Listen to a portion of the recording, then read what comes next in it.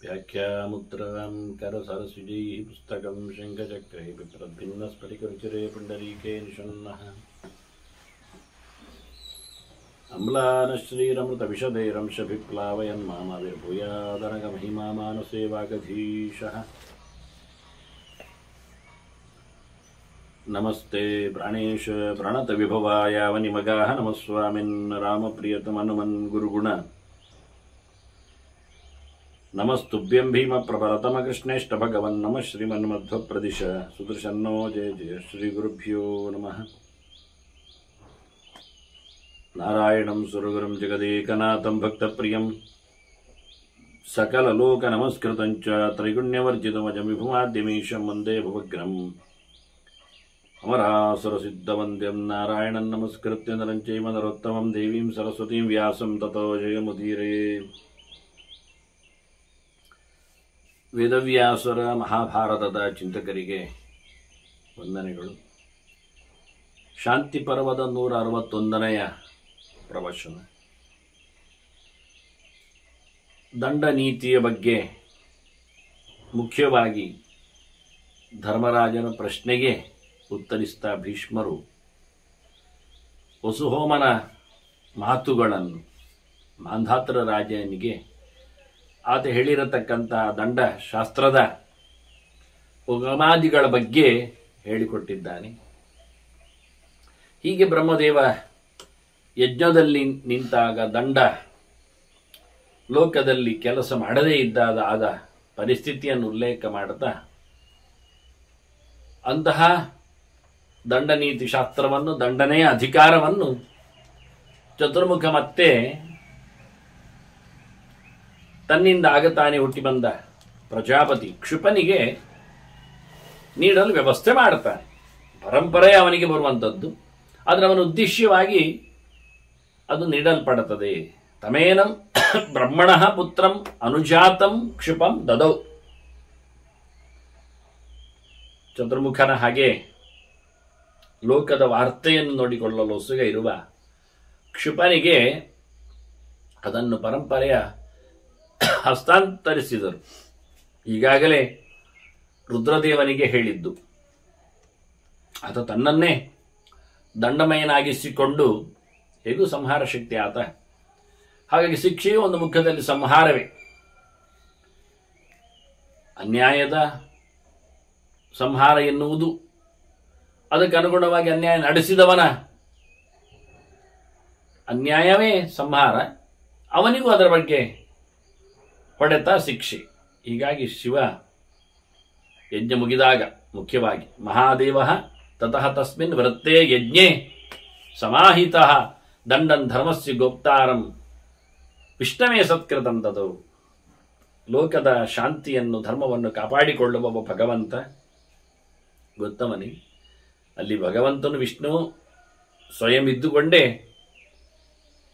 ಅವನ ವಿಶೇಷವಾದ ಪ್ರವೇಶದೊಂದಿಗೇನೆ ದಂಡ ನೀತಿ ಶಾಸ್ತ್ರಗಳೆಲ್ಲದರ ರಚನೆಯಾದದ್ದು ಆಗುವಂಥದ್ದು. ದಂಡಕ್ಕೆ ಮತ್ತೆ ಗೌರವ ಸಲ್ಲಿಸಿ ಕೃಷ್ಣನ ಕೈಗೆ ಅದನ್ನು ಒಪ್ಪಿಸ್ತಾನೆ, ನಾರಾಯಣನ ಕೈಗೆ, ವಿಷ್ಣುವಿನ ಕೈಗೆ ಅದನ್ನು ಒಪ್ಪಿಸ್ತಾನೆ. ಎಲ್ಲ ನೋಡಿಕೊಳ್ಳುವವನು ಇದನ್ನು ನೋಡಿಕೊಳ್ಳಲಿಕ್ಕೆ ಎಂದು ಒಪ್ಪಿಸುವ ರೀತಿ ಅಂದರೆ ಹಾಗೆ ಎಲ್ಲ ಅವನದ್ದೇ. ಆದ್ದರಿಂದ ಕೆಲಸ ಆದಂದ್ರೆ ಕೊಡುವುದು ಅಂತ ಇದ್ದ ಹಾಗೆ ಒಪ್ಪಿಸಿಕೊಟ್ಟಿದ್ದಾನೆ. ಅವನು ದಂಡನ್ ಧರ್ಮಸ್ಯ ಗೋಪ್ತಾರಂ ಅಂತ ಹೇಳಿ ಧರ್ಮದ ಗೋಪ್ತರಾಗಿ ನಿಂತ ಭಗವಂತ ವಿಷ್ಣು ಅದನ್ನು ಮುಂದೆ ಅಂಗಿರಸನಿಗೆ ಕೊಡುತ್ತಾನೆ. ಅಂಗಿರಸರು ಇಂದ್ರನಿಗೆ ಹೇಳಿಕೊಡುತ್ತಾರೆ. ಜೊತೆಯಲ್ಲಿ ಮರೀಚಿಗೂ ಅದನ್ನು ತಿಳಿಸ್ತಾರೆ. ಮರೀಚಿ ಅದನ್ನು ಭೃಗು ಋಷಿಗಳಿಗೆ ಹೇಳಿಬಿಡುತ್ತಾನೆ. ಭೃಗು ದದೋ ಋಷಿಭ್ಯಸ್ತು ದಂಡಂ.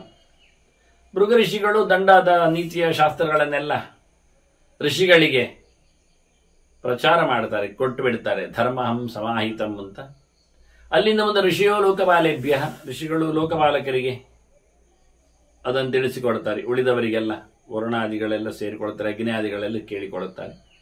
ಲೋಕವನ್ನು ನೋಡಿಕೊಳ್ಳುವವರಿಗೆಲ್ಲದೆಲ್ಲ ಬೇಕು. ಎಲ್ಲಿ ತಪ್ಪಾಗದಂತೆ, ಏನು ತಪ್ಪಾಗಿದೆ ಅಂತ ತಿಳಿಸಲಿಕ್ಕೆ ಬೇಕಾದಂಥ ವ್ಯವಸ್ಥೆ ಇದೆ.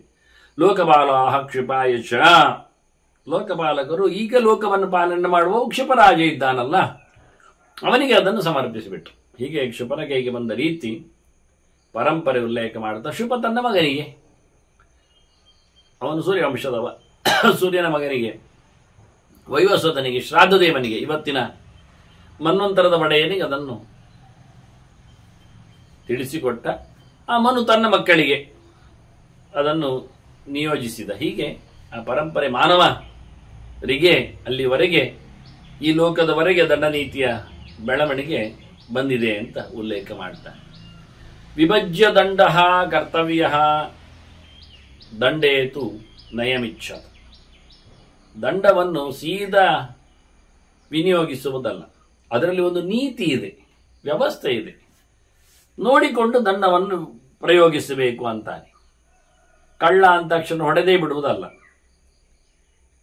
ಅದರ ಬಗ್ಗೆ ಚಿಂತನೆ ಮಾಡಲಿಕ್ಕಿದೆ.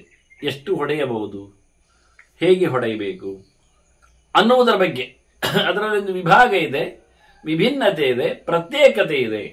ಎಷ್ಟರ ಮಟ್ಟಿಗೆ ಅದು ಸಿಗ್ತದೆ ಕೇಳಿದ್ರೆ, ದುಷ್ಟಾನಾಂ ನಿಗ್ರಹೋ ದಂಡ, ಮತ್ತೆ ಹಿರಣ್ಯಂ ಬಾಹ್ಯತಕ್ರಿಯ. ಕೆಟ್ಟವರು, ಪಾಪಿಗಳು, ಅನ್ಯಾಯ ಮಾಡಿದವರಿಗೆ ಶಿಕ್ಷೆ ಉಂಟು. ಹೊರಗಿನಿಂದ ಶಿಕ್ಷೆಯನ್ನು ಕೇಳಿದರೆ ಅವರ ಸಂಪತ್ತನ್ನು ಮುಟ್ಟುಗೋಲು ಹಾಕುವುದು, ಅವರಿಗೆ ಫೈನ್ ಹಾಕುವುದು, ಅವರಿಗೆ ದುಡ್ಡು ದಂಡ ಇದೆ. ಕೆಲವು ಕಡೆಯಲ್ಲಿ ದುಡ್ಡು ದಂಡ ಅದು ಹೊರಗಿನಿಂದ, ಅದು ಒಳಗಿನಿಂದ ಏನಲ್ಲ.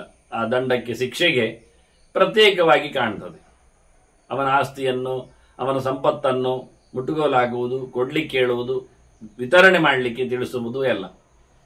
ರಾಜಗಾಮಿ ಆಗಬೇಕು ಅಂತಿಲ್ಲ ಸಂಪತ್ತು, ಆ ದುಡ್ಡನ್ನು ಬೊಕ್ಕಸಕ್ಕೆ ಸೇರಿಸುವುದಲ್ಲ. ರಾಜನ ಸೊತ್ತುಗಳನ್ನು ಸಾರ್ವಜನಿಕ ಲೆಕ್ಕಾಚಾರಗಳಲ್ಲಿ ಅವನು ಹಾಳು ಮಾಡಿದ್ರೆ ಅದು ಬೊಕ್ಕಸಕ್ಕೆ, ರಿಪೇರಿ ಚಾರ್ಜ್, ಮತ್ತೊಂದು ಇನ್ನೊಂದು ರಿಪ್ಲೇಸ್ ಚಾರ್ಜ್ ಅಂತ.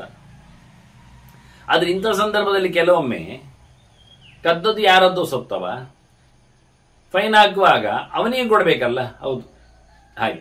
ಆದ್ರಿಂದ ಸಮಾಜಕ್ಕೆ ವಿತರಿಸುವಂತೆ ಕೆಲವೊಮ್ಮೆ ಫೈನ್ಗಳು, ಉಳಿದವರಿಗೆಲ್ಲ ಆತ ದಂಡ ಕಟ್ಟಬೇಕು, ಶುಲ್ಕ ಕಟ್ಟಬೇಕು, ರಾಜ್ಯಕ್ಕೆ ಕಟ್ಟಬೇಕು ಅನ್ನೋ ನಿರ್ಬಂಧ ಇಲ್ಲ. ಅದು ಇದು ಹೊರಗಿಂದ ಹೊರಗೆ ಆಗತಕ್ಕಂಥ ಕೆಲವು ಕೆಲಸಗಳ ಬಗ್ಗೆ ಹೇಳ್ತಾರೆ. ಇನ್ನು ವ್ಯಂಗ್ಯತ್ವಂಚ ಶರೀರಸ್ಯ, ಇನ್ನು ಕೈಕಾಲು ಮುರಿಯುವುದು ಉಂಟು, ಇಲ್ಲ ಅಂತಲ್ಲ. ಅತಿರೇಕವಾದಂಥ ಕಳ್ಳತನಕ್ಕೆಲ್ಲ ಕೈ ಕಡಿಯುವುದೇ. ನಾವು ಅದರ ಶಂಕಲಿಖಿತರ ಕಥೆಯನ್ನು ಕೇಳಲಿಲ್ವಾ? ಹಾಗೆ ಕೆಲವೊಮ್ಮೆ ದೇಹಕ್ಕೆ ಹಾನಿಯನ್ನು ಮಾಡಲಿಕ್ಕೆ ಉಂಟು, ವಿಪರೀತವಾದಂಥ ಅನ್ಯಾಯಗಳನ್ನು ಮಾಡಿಕೊಂಡಾಗ. ಈ ಸನ್ಯಾಸಾಶ್ರಮವನ್ನು ಬಿಟ್ಟು ಬಂದರೆ ಧರ್ಮಭ್ರಷ್ಟತೆಯನ್ನು, ಆಚಾರ ಭ್ರಷ್ಟತೆಯನ್ನು, ವರ್ಣ ಸಾಂಕರ್ಯವನ್ನೆಲ್ಲ ಮಾಡಿದಂತ ಆಗ್ತದೆ ಹೇಳಿಕೊಂಡು ಅವನಿಗೆಲ್ಲ ಕಡಿಲಿಕ್ಕೆಲ್ಲ ಉಂಟು, ಶರೀರದಲ್ಲಿ ಅಂಗನ್ಯೂನತೆಯನ್ನು ತರಲಿಕ್ಕೆ ಉಂಟು. ಇದನ್ನೆಲ್ಲ ಉಲ್ಲೇಖ ಮಾಡಲಿಕ್ಕೋಸ್ಕರ ವ್ಯಂಗ್ಯತ್ವ ಇದೆಲ್ಲ ವಿವರಣೆಗಳನ್ನು ಕೊಡ್ತಾರೆ ಮುಂದಕ್ಕೆ. ಶರೀರಸ್ಯ ಅದರೊಟ್ಟಿಗೆ ಮತ್ತು ಮುಂದೋದ್ರೆ ದೇಹದ ಘಾಸಿ ಅಂದರೆ ತಲೆಯೂ ಕಡಿಲಿಕ್ಕುಂಟು. ಓದೋವ ಅನಲ್ಪ ಕಾರಣ, ಭಾರಿ ದೊಡ್ಡ ಅನ್ಯಾಯ ಮಾಡಿದರೆ ತಲೆ ಕಡಿಲಿಕ್ಕುಂಟು ಅವನಿಗೆ. ದೇಶದ್ರೋಹದಂತಹ, ಸಾವಿರಾರು ಜನರ ಹತ್ಯೆಯಂತಹ, ಸಾರ್ವಜನಿಕ ಬೆಂಕಿ ಮುಂತಾದ ಉಪದ್ರವಗಳು ಬಂದಿದ್ರೆ ಅಂಥವನನ್ನು ತಲೆಯೂ ಕಡಿಲಿಕ್ಕೆ ವಧವ ಅಂದರೆ ವ್ಯಂಗ್ಯ, ಅಂಗಹೀನತೆ, ನ್ಯೂನತೆ ಎನ್ನುವುದನ್ನು ತಲೆ ಇಲ್ಲದನ್ನಾಗಿಸಿಕೊಳ್ಳಿಕ್ಕೂ ಬರ್ತದೆ ಅಂತ. ಇನ್ನು ಕೈಕಾಲು ಮುರಿಯುವುದೇ ಅಲ್ಲಾದರೆ ಹೊಡೆತದಲ್ಲಿ ಶರೀರ ಪೀಡಾವ ಕಾರ್ಯ ಆತು, ಅಥವಾ ಬೆತ್ತದಲ್ಲಿ ಅಥವಾ ಚಾಟಿಯಲ್ಲಿ ಹೊಡೆತಗಳುಂಟು. ಹಿಂದೆಲ್ಲ ಚಕ್ರ ತಿರುಗುವುದೆಲ್ಲ ಇತ್ತು, ಅದು ಮಾಡ್ತಿದ್ರು. ಹೀಗಾಗಿ ಅನೇಕ ರೀತಿಯಲ್ಲಿ ದೇಹಕ್ಕೆ ಪೀಡೆಯನ್ನು ಉಂಟು ಮಾಡಲಿಕ್ಕೆ ಬರ್ತದೆ. ಅದೇ ಅತ್ಯಂತ ಹಿಮವಾದಂತಹ ನೀರನ್ನು ಬೀಳಿಸುವ ರೀತಿ, ಬೆಂಕಿಯಲ್ಲಿ ಬಿಸಿ ಮಾಡುವ ರೀತಿಯಲ್ಲ, ಬಿಸಿಲಲ್ಲಿ ನಿಲ್ಲಿಸುವುದು, 100 ಸುತ್ತು ಹೊಡೆಯಿಸುವುದು, ಇವೆಲ್ಲ ಶರೀರ ಪೀಡೆಯಲ್ಲಿ ಸೇರತಕ್ಕಂಥ ದಂಡನೆಗಳು. ಇದರಲ್ಲಿ ಕೈಕಾಲು ಮುರಿತ ಇಲ್ಲ, ತಲೆ ಕಡಿಯುವುದಿಲ್ಲ, ದುಡ್ಡು ದಂಡ ಇಲ್ಲ. ಬಹಳ ಹಿಂದೆಲ್ಲ ನಮ್ಮಲ್ಲೆಲ್ಲ ಹೇಳಿಕೊಡುವಾಗ ಮನೆ ಮಂದಿಗಳಲ್ಲಿ ಇದ್ದಾಗೆಲ್ಲ ಅತ್ಯಂತ ಆಧ್ಯಾತ್ಮಿಕವಾದ ಸ್ಪಿರಿಚುವಲ್ ಹೇಳ್ತೇವಲ್ಲ, ಅಂತಹ ಪನಿಷ್ಮೆಂಟ್ಗಳು ಅಂದರೆ ನಮಸ್ಕಾರ ಮಾಡು ಅಂತ ಹೇಳುವುದು ದೇವರಿಗೆ. 10 ನಮಸ್ಕಾರ ಮಾಡು, ಅದು ಶ್ಲೋಕಗಳು ಹೇಳಿ ಮಾಡಬೇಕು, ಎದ್ದು ನಿಂತು ಮಾಡಬೇಕು. ಬಹಳ ಚೆನ್ನಾಗಿದೆ ಅದು. ಇವತ್ತಲ್ಲಿ ಕಾಣುವುದಿಲ್ಲ ಇಂಥದ್ದು. ಇಂಥದ್ದು ಶಾಸ್ತ್ರಗಳಲ್ಲಿ ಸಿಗುವುದಿಲ್ಲ. ಶಾಲೆಗಳಲ್ಲೆಲ್ಲ ಓಡಿಸ್ತಾರೆ, ಒಂದು 5 ರೌಂಡ್ ಬಾ ಶಾಲೆಗೆ ಅಂತ, ಅಥವಾ ಗ್ರೌಂಡಿಗೆ, ಇಲ್ಲ ಹೊರಗೆ ಬಿಸಿಲಲ್ಲಿ ನಿಲ್ಲಿಸ್ತಾರೆ, ಇಲ್ಲ ಕೆಲವೊಮ್ಮೆ ನಮಸ್ಕಾರ ಮಾಡಿಸುವುದಿಲ್ಲ, ಅದೇ ಕಿವಿ ಹಿಡಿದು ಮೇಲೆ ಕೆಳಗೆ ಕೂತ್ಕೊಳಿಸ್ತಾರೆ. ಅದು ಯಾರ ಪ್ರಾಯಶ್ಚಿತ್ತವ ಯಾರಿಗಾಗಿ. ಅದರಲ್ಲಿ ಕೆಲವೊಮ್ಮೆ 2 ಜನ ತಪ್ಪು ಮಾಡಿದಾಗ ಪರಸ್ಪರ ಮಾಡಿಸುವುದುಂಟು. ಅವನ ಕಿವಿ ಇವ ಎಳಿಲಿಕ್ಕೆ, ಇವನ ಕಿವಿ ಅವ ಎಳೆದುಕೊಳ್ಳಿರಿಸಲಿಕ್ಕೆ. ಆದರೆ ನಮಸ್ಕಾರ ಮಾಡಿಸುವ ಪದ್ಧತಿಯನ್ನು ನಾನು ಹಿಂದೆ ಕೇಳಿದ್ದಿಲ್ಲ, ಅಂದ್ರೆ ಶಾಸ್ತ್ರೀಯವಾಗಿ ಕೇಳಿದ್ದಿಲ್ಲ. ಅದೊಂದು ಅಧಿಕೃತವಾಗಿ ಒಂದು ಅದ್ಭುತವಾದಂತಹ ವ್ಯವಸ್ಥೆ. ಅದು ಯಾರೆಲ್ಲ ಮನೆಯಲ್ಲಿ ಆಗಿದೆ ಹೋಗಿದೆ ಅಂತ ನನಗೊತ್ತಿಲ್ಲ. ನಾವಂತೂ ಅದನ್ನು ಕಂಡವರು, ಉಳಿಸಿಕೊಂಡವರು ಸಾಮರ್ಥ್ಯ. ಅದೊಂದು ಅದ್ಭುತವಾದಂತಹ ಒಂದು ಚಿಂತನೆ ಇರಲಿ. ಹೀಗೆ ಶರೀರ ಪೀಡಾ ಕಾರ್ಯಾತ್. ಇನ್ನು ಒಂದು ಕಡೆ ನಾನು ಓದಿಕೊಂಡಿರತಕ್ಕಂತಹ ಸೂತ್ರ ಗ್ರಂಥಗಳಲ್ಲಿ, ಗುರುಕುಲದ ಪದ್ಧತಿಗಳಲ್ಲಿ, ಪುರಾಣದ ಚಿಂತನೆಗಳಲ್ಲಿ ಎಲ್ಲ ಊಟ ಕೊಡಬಾರದು ಅಂತ ಉಂಟು. ಊಟ ಇಲ್ಲವನಿಗೆ, ಉಪವಾಸ, ಈ ನಿಯಮಗಳು ಬಂದಿವೆ. ಇದು ಶಾಸ್ತ್ರೀಯವಾಗಿತ್ತು. ಇದು ಶರೀರದ ಪೀಡೆಯೇ ಆಗ್ತದೆ ಒಂದು ದೃಷ್ಟಿಯಿಂದ. ಶರೀರ ಪೀಡಾ ಕಾರ್ಯಾತ್ ಸ್ವದೇಶಾಚ್ಯ ನಿವಾಸನ. ಇನ್ನು ಪಬ್ಲಿಕ್ನಲ್ಲಿ ಕಂಡಾಪಟ್ಟೆ ಅನ್ಯಾಯ ಮಾಡಿದವಾದರೆ ಈ ಊರಲ್ಲೇ ಒಂದು ಬೇಡ ಅಂತ ಕಳಿಸು, ಸಾಕು ಮಾರೆ, ಹೋಗು ಗಡೀಪಾರು ಅಂತ ಅದು ಉಂಟು. ಸ್ವದೇಶಾಚ್ಯ ನಿವಾಸನ, ತನ್ನ ಊರಿನಿಂದ ಓಡಿಸಿ ಬಿಡುವುದು. ಇನ್ನು ಪಕ್ಕದ ಊರಿನ ಏನ್ ಮಾಡಿ ಮತ್ತೆ ಅವನದೇ ಬರೆ ಹಾಕಿ ಗುರುತು ಹಾಕಿ ಎಲ್ಲ ಕಳಿಸ್ಲಿಕ್ಕೆ. ಆದ್ರಿಂದ ಯಾವ ದೇಶದಲ್ಲಿ ಯಾವ ಪದ್ಧತಿಯಿಂದ ಎಂತವನನ್ನು ಗುರುತು ಹಾಕ್ತಾರೆ ಎಂದು ಅವನಿಗೆ ಅರ್ಥ ಆಗ್ತದೆ. ಆ ಗುರುತುಗಳ ಬಗ್ಗೆ ನಾನು ಇನ್ನೊಂದು ಸತ್ಯ ಹೇಳ್ತೇನೆ. ಅದರಲ್ಲಿ ನಾಯಿ ಪಾದ ಚಿಹ್ನೆ ಎಲ್ಲ ಮಾಡ್ಲಿಕ್ಕೆಲ್ಲ ಉಂಟು, ಸುಟ್ಟು ಅವನಿಗೆ ಬೆನ್ನಿಗೆ ತಲೆಗೆ ಎಲ್ಲ.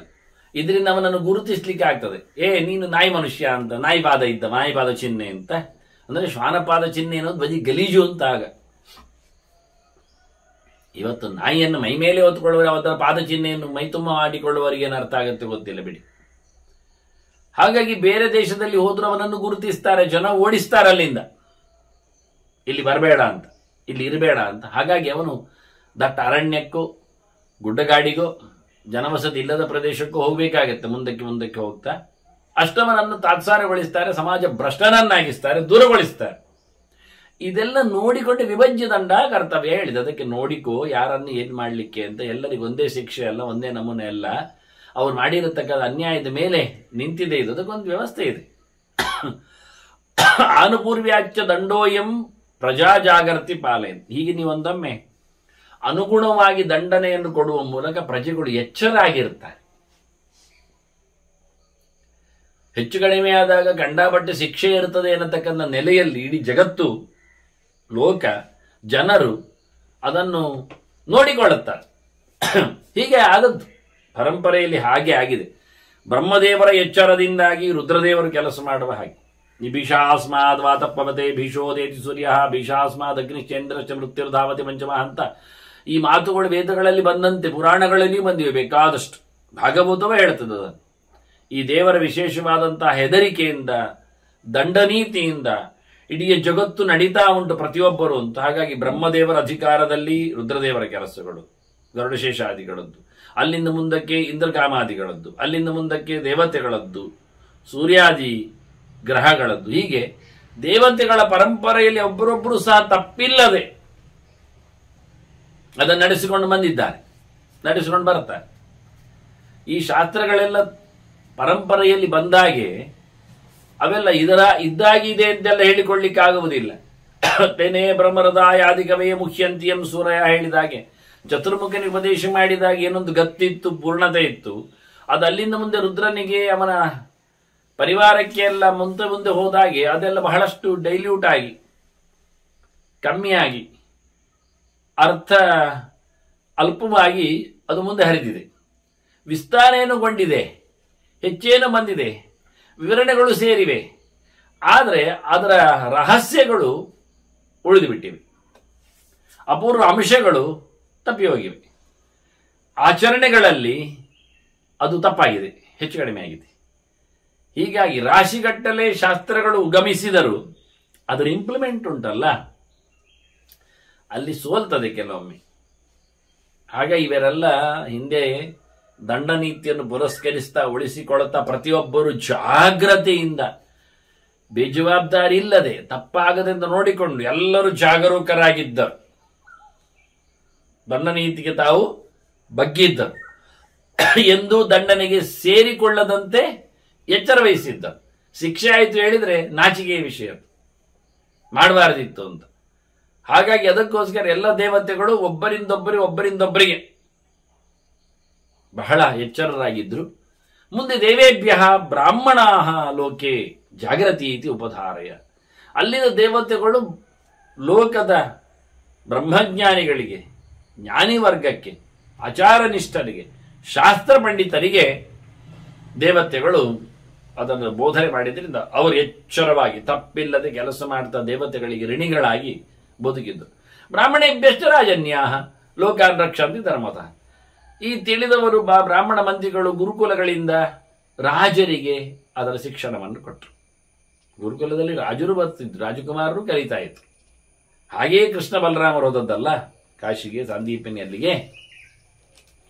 ಹಾಗಾಗಿ ಶಿಕ್ಷಣದಲ್ಲಿ ಅವರು ತಿಳಿಕೊಂಡದ್ದನ್ನು ರಾಜರಿಗೆ ಅದನ್ನು ದಯಪಾಲಿಸಿಬಿಟ್ರು. ರಾಜರದನ್ನು ಲೋಕದಲ್ಲಿ ಹೇಳಿಬಿಟ್ಟು ತೋರಿಸಿಬಿಟ್ಟು ಜಗತ್ತನ್ನು ಕಾಪಾಡಿದರು. ಊರಿನ ಜನರನ್ನು ನೋಡಿಕೊಳ್ಳುವ ರಾಜ. ರಾಜನಿಗೆ ಆ ರೀತಿಯಾದ ಶಿಕ್ಷಣ ಬಂದದ್ದು ಗುರುಕುಲಗಳಿಂದ. ಅವರಿಗೆಲ್ಲ ಸಿಕ್ಕಿದ್ದದು ಶಾಸ್ತ್ರದ ಅಧ್ಯಯನ. ಅವರಿಗೇನು ನೋಡಿಕೊಳ್ಳಿಕ್ಕಲ್ಲ, ಪ್ರಾಕ್ಟಿಕಲ್ಲಿಗಲ್ಲದು. ದಂಡನೀತಿ ಶಾಸ್ತ್ರವನ್ನು ಋಷಿಗಳು ಓದ್ತಾ ಇದ್ದಾರೆ. ಬ್ರಾಹ್ಮಣರು, ಜ್ಞಾನಿಗಳು ವರ್ಗದವರು ತಿಳ್ಕೊಂಡಿದ್ದಾರೆ. ಯಾರಿಗೆ ಇನ್ನೊಬ್ಬರಿಗೆ ಹೇಳಲಿಕ್ಕೆ, ರಾಜರಿಗೆ ಹೇಳಲಿಕ್ಕೆ ಅವರು ಪ್ರಯೋಗ ಮಾಡುವುದಿಲ್ಲ. ಅವರಿಗೆ ಅದು ಬೇಡ. ಅದನ್ನು ಲೋಕದಲ್ಲಿ ಅದನ್ನು ನೋಡಿಕೊಳ್ಳುವವ ರಾಜ. ಸ್ಥಾವರಂ ಜಂಗಮಂಚೈವ ಕ್ಷತ್ರಿಯೇಭ್ಯ ಸನಾತನ. ಇಡೀ ಊರು ಪೂರ ಅವನಿಗೆ ನೋಡಿಕೊಳ್ಳಿಕ್ಕೆ. ನಡೆದಾಡುವ ಪ್ರಾಣಿಗಳು, ಹರಿದಾಡುವ ಹಾವುಗಳು, ಹಾರಾಡುವ ಹಕ್ಕಿಗಳು, ಸುಮ್ಮನೆ ನಿಂತಲ್ಲಿ ನಿಂತ ಜೀವಿಗಳು ಸಹ. ನಿಂತಲ್ಲಿಂದ ಜೀವಿಗಳು ಅಂದರೆ ಮರಮಟ್ಟುಗಳು. ಈ ಎಲ್ಲದರ ಮೇಲೆ, ಯಾಕೆ ಮರ ಕಡಿದ್ರೆ ಎಂಥ ಮರ ಅಂತ ಕೇಳಲಿಕ್ಕೊಂಡು, ಕಡಿದ್ರೆ ಮಾತ್ರ ಅಲ್ಲ, ಎಂಥ ಮರ ಕಡ್ದ, ಎಷ್ಟು ಕಡ್ದ, ಎಲ್ಲಿ ಕಡ್ದ, ಯಾವಾಗ ಕಡ್ದ, ಏನು ಮಾಡಿದ, ಎಲ್ಲದರ ಮೇಲೆ ನಿಲ್ತದೆ. ಹಾಗಾಗಿ ಮರ ಕಡಿದವ ಹೇಳಿಕೊಂಡು ಅವನಿಗೆ ಶಿಕ್ಷೆ ಕೊಡುವುದಲ್ಲ. ಮರ ಕಡ್ದ ಅದು ಹೆಣ ಸುಡ್ಲಿಕ್ಕೆ ಅಂದಾಗ, ಪರ್ಮಿಷನ್ ತಗೊಂಡಿದ್ದಾನೆ ಅಂತ ಹೇಳಿಕೊಂಡಾಗ, ಅದು ಮಾಸ್ ಅನಾಹುತ ಆಗಿದೆ ಅಂತ ತಿಳಿದಾಗ, ಆಗ ಹತ್ತಿರದಲ್ಲಿನ ಅವೈಲೇಬಿಲಿಟಿಯನ್ನು ನೋಡಿಕೊಂಡು ಅದೊಮ್ಮೆ ರಾಜಾಶ್ರಯಕ್ಕೆ ಸೇರಿಕೊಂಡಿದ್ರು, ಕಡಿಯುವುದರಲ್ಲಿ ಅಧಿಕಾರ ಬರ್ತದೆ, ಶಿಕ್ಷೆ ಕಮ್ಮಿ ಆಗಿದೆ, ಇದೆಲ್ಲ ನೋಡಿಕೊಳ್ಳಿಕ್ಕೆ ಉಂಟು ಅಂತಾನೆ. ಆದ್ರಿಂದ ಎಲ್ಲದರ ಮೇಲೆ ನಿಂತ ಮರ ಗಾಳಿಗೆ ಬಿದ್ದು ಒಂದು ಮನೆ ಅವಘಡಕ್ಕೆ ಈಡಾಯಿತು ಅಂದಾಗ ಆ ಮರಕ್ಕೆ ಪನಿಷ್ಮೆಂಟ್ ಏನು ಕೇಳಿದ್ರೆ, ಮರ ಉದ್ದೇಶಪೂರ್ವಕ ಬಿದ್ದದ್ದಲ್ಲದು, ಮತ್ತೆ ಅದು ಗಾಳಿಯಿಂದ ಬಿದ್ದದ್ದು. ಗಾಳಿಯು ಉದ್ದೇಶಪೂರ್ವಕವಾಗಿ ಬಂದದ್ದಲ್ಲ, ಅದು ಯಾವುದೋ ಒಂದು ಅದಕ್ಕೆ ಬೇಕಾಗಿರತಕ್ಕಂಥ ಒತ್ತಡಗಳು ಬಂದಿವೆ. ಹೀಗಾಗಿ ಒಂದಕ್ಕೊಂದು ಸಂಬಂಧವನ್ನು ನೋಡಿಕೊಂಡು ಹಾನಿಯಾದ್ದಕ್ಕೆ ಏನು ಉಪಕಾರ ಮಾಡಲಿಕ್ಕೆ ಬರ್ತದೆ ಇದ್ದುಕೊಂಡು ಆ ಮರವನ್ನೇ ಬೇಕಾದ್ರೆ ಅವನಿಗೆ ಹಾನಿಗೆ ಒಳಗಾದವನಿಗೆ ಕೊಟ್ಟು ಬಿಡುದಪ್ಪ, ಕೊನೆಗೆ ಏನಾದ್ರೂ ಮಾಡಿಕೋ ಮಾರಿ ದುಡ್ಡು ಮಾಡಿ ಸನಿ ಮಾಡಿಕೋ ಅಂತ. ಹೀಗಾಗಿ ಇಂಥದ್ದೆಲ್ಲ ಕೆಲವೆಲ್ಲ ನೋಡಿಕೊಳ್ಳಿಕ್ಕೋಸ್ಕರ ಸ್ಥಾವರಗಳು, ಜಂಗಮಗಳು, ಪ್ರಾಣಿಯಿಂದ ಉಪಟಳ ಆಗ್ತದೆ. ಪ್ರಾಣಿಗಳನ್ನು ಜಬರ್ದಸ್ತಿ ಇಟ್ಕೊಳ್ಬೇಕಾಗ್ತದೆ. ಪ್ರಾಣಿಗಳು ವಧೆ ಮಾಡಿ ಇರ್ತಾರೆ, ಅಂಥವರನ್ನು ಹಿಡಿಬೇಕಾಗ್ತದೆ. ಹಾಗಾಗಿ ಪೂರ ಹಕ್ಕಿಗಳನ್ನು ಹಿಡಿಯುವವರು, ಬೇಟೆಗಾರರು, ಎಲ್ಲ ವಿಷಯಗಳು ದಂಡನೀತಿಯಲ್ಲಿ ಬರಬೇಕು ಅಂತಾರೆ. ಇದೆಲ್ಲ ಬಂದದ್ದು ರಾಜರಿಂದ. ಮತ್ತೆಲ್ಲದಕ್ಕೂ ನಿರ್ಬಂಧದಲ್ಲಿ ಕುಳ್ಳಿರಿಸುವಂಥದ್ದು ಕಾಲ. ಕಾಲ ಅಂದ್ರೆ ಕಾಲನೇ, ಯಮನೆ ಒಂದು ದೃಷ್ಟಿಯಿಂದ. ಯಮ ಕಾಲ ಮನುಷ್ಯಾಣ, ಮನುಷ್ಯರಿಗಾಗುವ ಅವನಿಗೆ, ಮತ್ತೆ ಅವನಿಗಿಂತ ಮಿಗಿಲಾದವರನ್ನು ಮೇಲಿದ್ದಾರೆ. ತಸ್ತೆ ಕಾಲ ಸುದರ್ಶನ ಹೇಳಿಕೊಂಡು ಅವನಿಗೆ ಮತ್ತೆ ಶಿವ ಬರ್ತಾನೆ. ಅದನ್ನು ಜಾಗೃತಿ ಕಾಲ ಪೂರ್ವಂಚ ಮಧ್ಯೆ ಚಾಂತೇಚ ಭಾರತ್. ಎಲ್ಲೆಂದರಲ್ಲಿ ದೇಶದಲ್ಲಿ ಯಾವತ್ತೂ ಕಾಲ ಗಟ್ಟಿಯಾಗಿ ನೋಡ್ತಾ ಇರ್ತದೆ, ತಪ್ಪಾಗದಂತೆ, ಹೆಚ್ಚು ಕಡಿಮೆ ಆಗದಂತೆ, ಅನ್ಯಾಯ ಏಳದಂತೆ. ಹೀಗಾಗಿ ಕಾಲವೇ ಕಂಟ್ರೋಲ್ ಮಾಡುತ್ತದೆ. ಆ ಕಾಲರಾಮಕನಾದ, ಕಾಲಾಂತರ್ಯಾಮೆಯಾದ, ವಿಶೇಷವಾಗಿ ಕಾಲ ಅನಿಸಿಕೊಳ್ಳುವವ, ಸಂಹಾರ ರೂಪನಾದವ ಶಿವ. ದೇವದೇವ ಶಿವ ಸರ್ವ ಜಾಗರತಿ ಸತತಂ ಪ್ರಭು. ಶಿವನ್ ಯಾವತ್ತೂ ಮೆರಿತಾ ಇರ್ತಾನೆ. ಯಾಕೆ ಅವನೇ ಸಂಹಾರ ಕಾರಕನಾಗಿದ್ದವನೇ ದಂಡ ರೂಪದಲ್ಲಿ ಬಂದಿದ್ರಿಂದ ಕೊನೆಗೂ ಲೋಕದಲ್ಲಿ ಕಾಲ ಎನ್ನುವ ನೆಲೆಯಲ್ಲಿ ಎಂಥದಕ್ಕೂ ಹಾಳಾಗಲಿಕ್ಕೆ, ಹೆಚ್ಚು ಕಡಿಮೆ ಆಗಲಿಕ್ಕೆ, ತೊಂದರೆ ಅನುಭವಿಸಲಿಕ್ಕೆ ಒಂದು ಕಾಲ ಬೇಕಲ್ಲ. ಹಾಗಾಗಿ ಆ ಕಾಲ ಯಾವ ಸಮಯದಲ್ಲಿ ಆಯಿತು ಅಂತ ಕೇಳ್ತೇವೆ ನಾವು, ಎಲ್ಲಿ ಆಯಿತು ಅಂತ ಕೇಳ್ತೇವೆ. ಹಾಗೆ ಕಾಲ ಮತ್ತು ದೇಶ ನಿತ್ಯವಾಗಿರ್ತದೆ, ರೆಫರೆನ್ಸ್ನಲ್ಲಿ, ಗಮನಿಕೆಯಲ್ಲಿ ಇರ್ತದೆ. ಆದ್ರಿಂದ ಕಾಲ ನಿಯಾಮಕನಾಗಿ ನಿಂತವ, ಕಾಲ ಸ್ವರೂಪನಾಗಿ ಬರುವವ ಇಲ್ಲಿ ಪರಮೋಚ್ಚವಾಗಿ ಭಗವಂತ ಇದ್ದಾನೆ. ಕಾಲೋಸ್ಮಿ ಲೋಕ ಕ್ಷಯಕರ ಪ್ರವೃದ್ಧ ಅಂತ ಅವನ ಸಂಕಲ್ಪನಗುಣವಾಗಿ ಒಬ್ಬ ಜೀವನನ್ನು ನಾವು ಗುರುತಿಸುವುದಾದ್ರೆ ಅವನು ದೇವರು, ಅವನ ಜೀವ ಅಲ್ಲ, ಅವನಿಗೆ ಯಾವುದೇ ರೀತಿಯಾಗಿರತಕ್ಕಂಥ ಸೋಂಕು ಇಲ್ಲ. ಈ ಲೋಕದಲ್ಲಿ ಇದ್ದುಕೊಂಡು ಕೆಲಸ ಮಾಡಿ ಅದರ ಲಾಭವನ್ನು ಪಡೆದುಕೊಂಡು ಬಡ್ತಿಯನ್ನೋ ಆನಂದ ವೃದ್ಧಿಯನ್ನೋ ಪಡೆಯುವವರನ್ನಾಗಿ ನೋಡಿಕೊಂಡ್ರೆ, ಅಂಥದ್ದರಲ್ಲಿ ಸಂಹಾರದ ವಿಷಯದಲ್ಲಿ ಬಂದಾಗ ಕಾಲನಾಗಿ ಶಿವ ಇದ್ದಾನೆ. ಸೃಷ್ಟಿಯಲ್ಲಿ, ಬೆಳವಣಿಗೆಯಲ್ಲಿ, ವೃದ್ಧಿಯಲ್ಲಿ ಚತುರ್ಮುಖ ಇರುವಂತೆ ಮುಖ್ಯವಾಗಿ ಶಿವ ಜಾಗೃತಿಯನ್ನು ಪಡೆದಿದ್ದಾನೆ. ಭೂಮಿಪಾಲಃ ಯಥಾನ್ಯಾಯಂ ವರ್ತೇತ ಅನೇನ ಧರ್ಮವಿತ್. ಹಾಗಾಗಿ ರಾಜ ಯಥಾ ಪ್ರಕಾರ ತಪ್ಪಿಲ್ಲದೆ ನ್ಯಾಯಯುತವಾಗಿ ಧರ್ಮಯುತವಾಗಿ ಈ ಲೋಕವನ್ನು ಕಾಪಾಡುತ್ತಾ ಬದುಕಬೇಕು, ಇರಬೇಕು.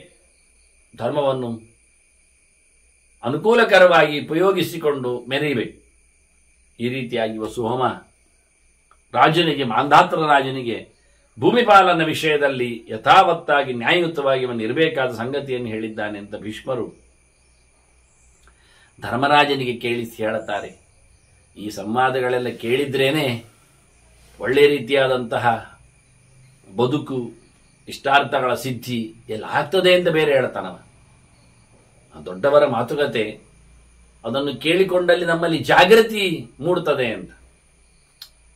ಹೀಗೆ ಕೇಳಿಕೊಂಡ ಬಳಿಕ ಧರ್ಮರಾಜ ಪ್ರಶ್ನೆ ಮಾಡ್ತಾನೆ, ಧರ್ಮಾರ್ಥ ಕಾಮಾಹ ಕಿಮ್ಮೂಲಾಹ.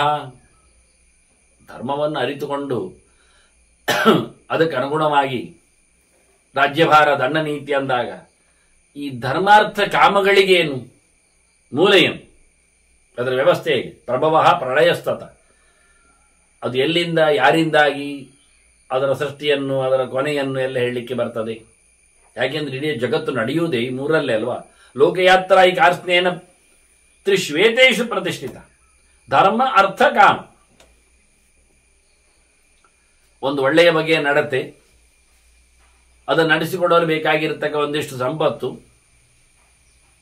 ಅದರ ನೆಲೆಯಲ್ಲಿ ನಮಗೆ ಬೇಕಾಗಿರತಕ್ಕಂತಹ ಬದುಕಿನಲ್ಲಿನ ಇಷ್ಟ, ಅಭಿಷ್ಟಗಳು, ಕಾಮನೆಗಳು, ಬೇಕುಗಳು. ಇದರಾಚೆಗೇನಿಲ್ಲ ಮನುಷ್ಯನತ್ತು. ಅದನ್ನು ಇಡೀ ಜಗತ್ತು ನಡೆಯುವುದು ಇಲ್ಲಿ ಮೂರರಲ್ಲೇ ಇಡೀ ಜಗತ್ತಿನ ವ್ಯಾಪಾರ ವ್ಯವಹಾರಗಳಾಗ್ತವೆ. ಇದು ಒಂದಕ್ಕೊಂದು ಸೇರಿಕೊಂಡಿದೆ. ನೋಡ್ಲಿಕ್ಕೆ ಹೋದ್ರೆ ಅನ್ಯೋನ್ಯಂ ಚಾನು ಸಜ್ಜಂತೆ.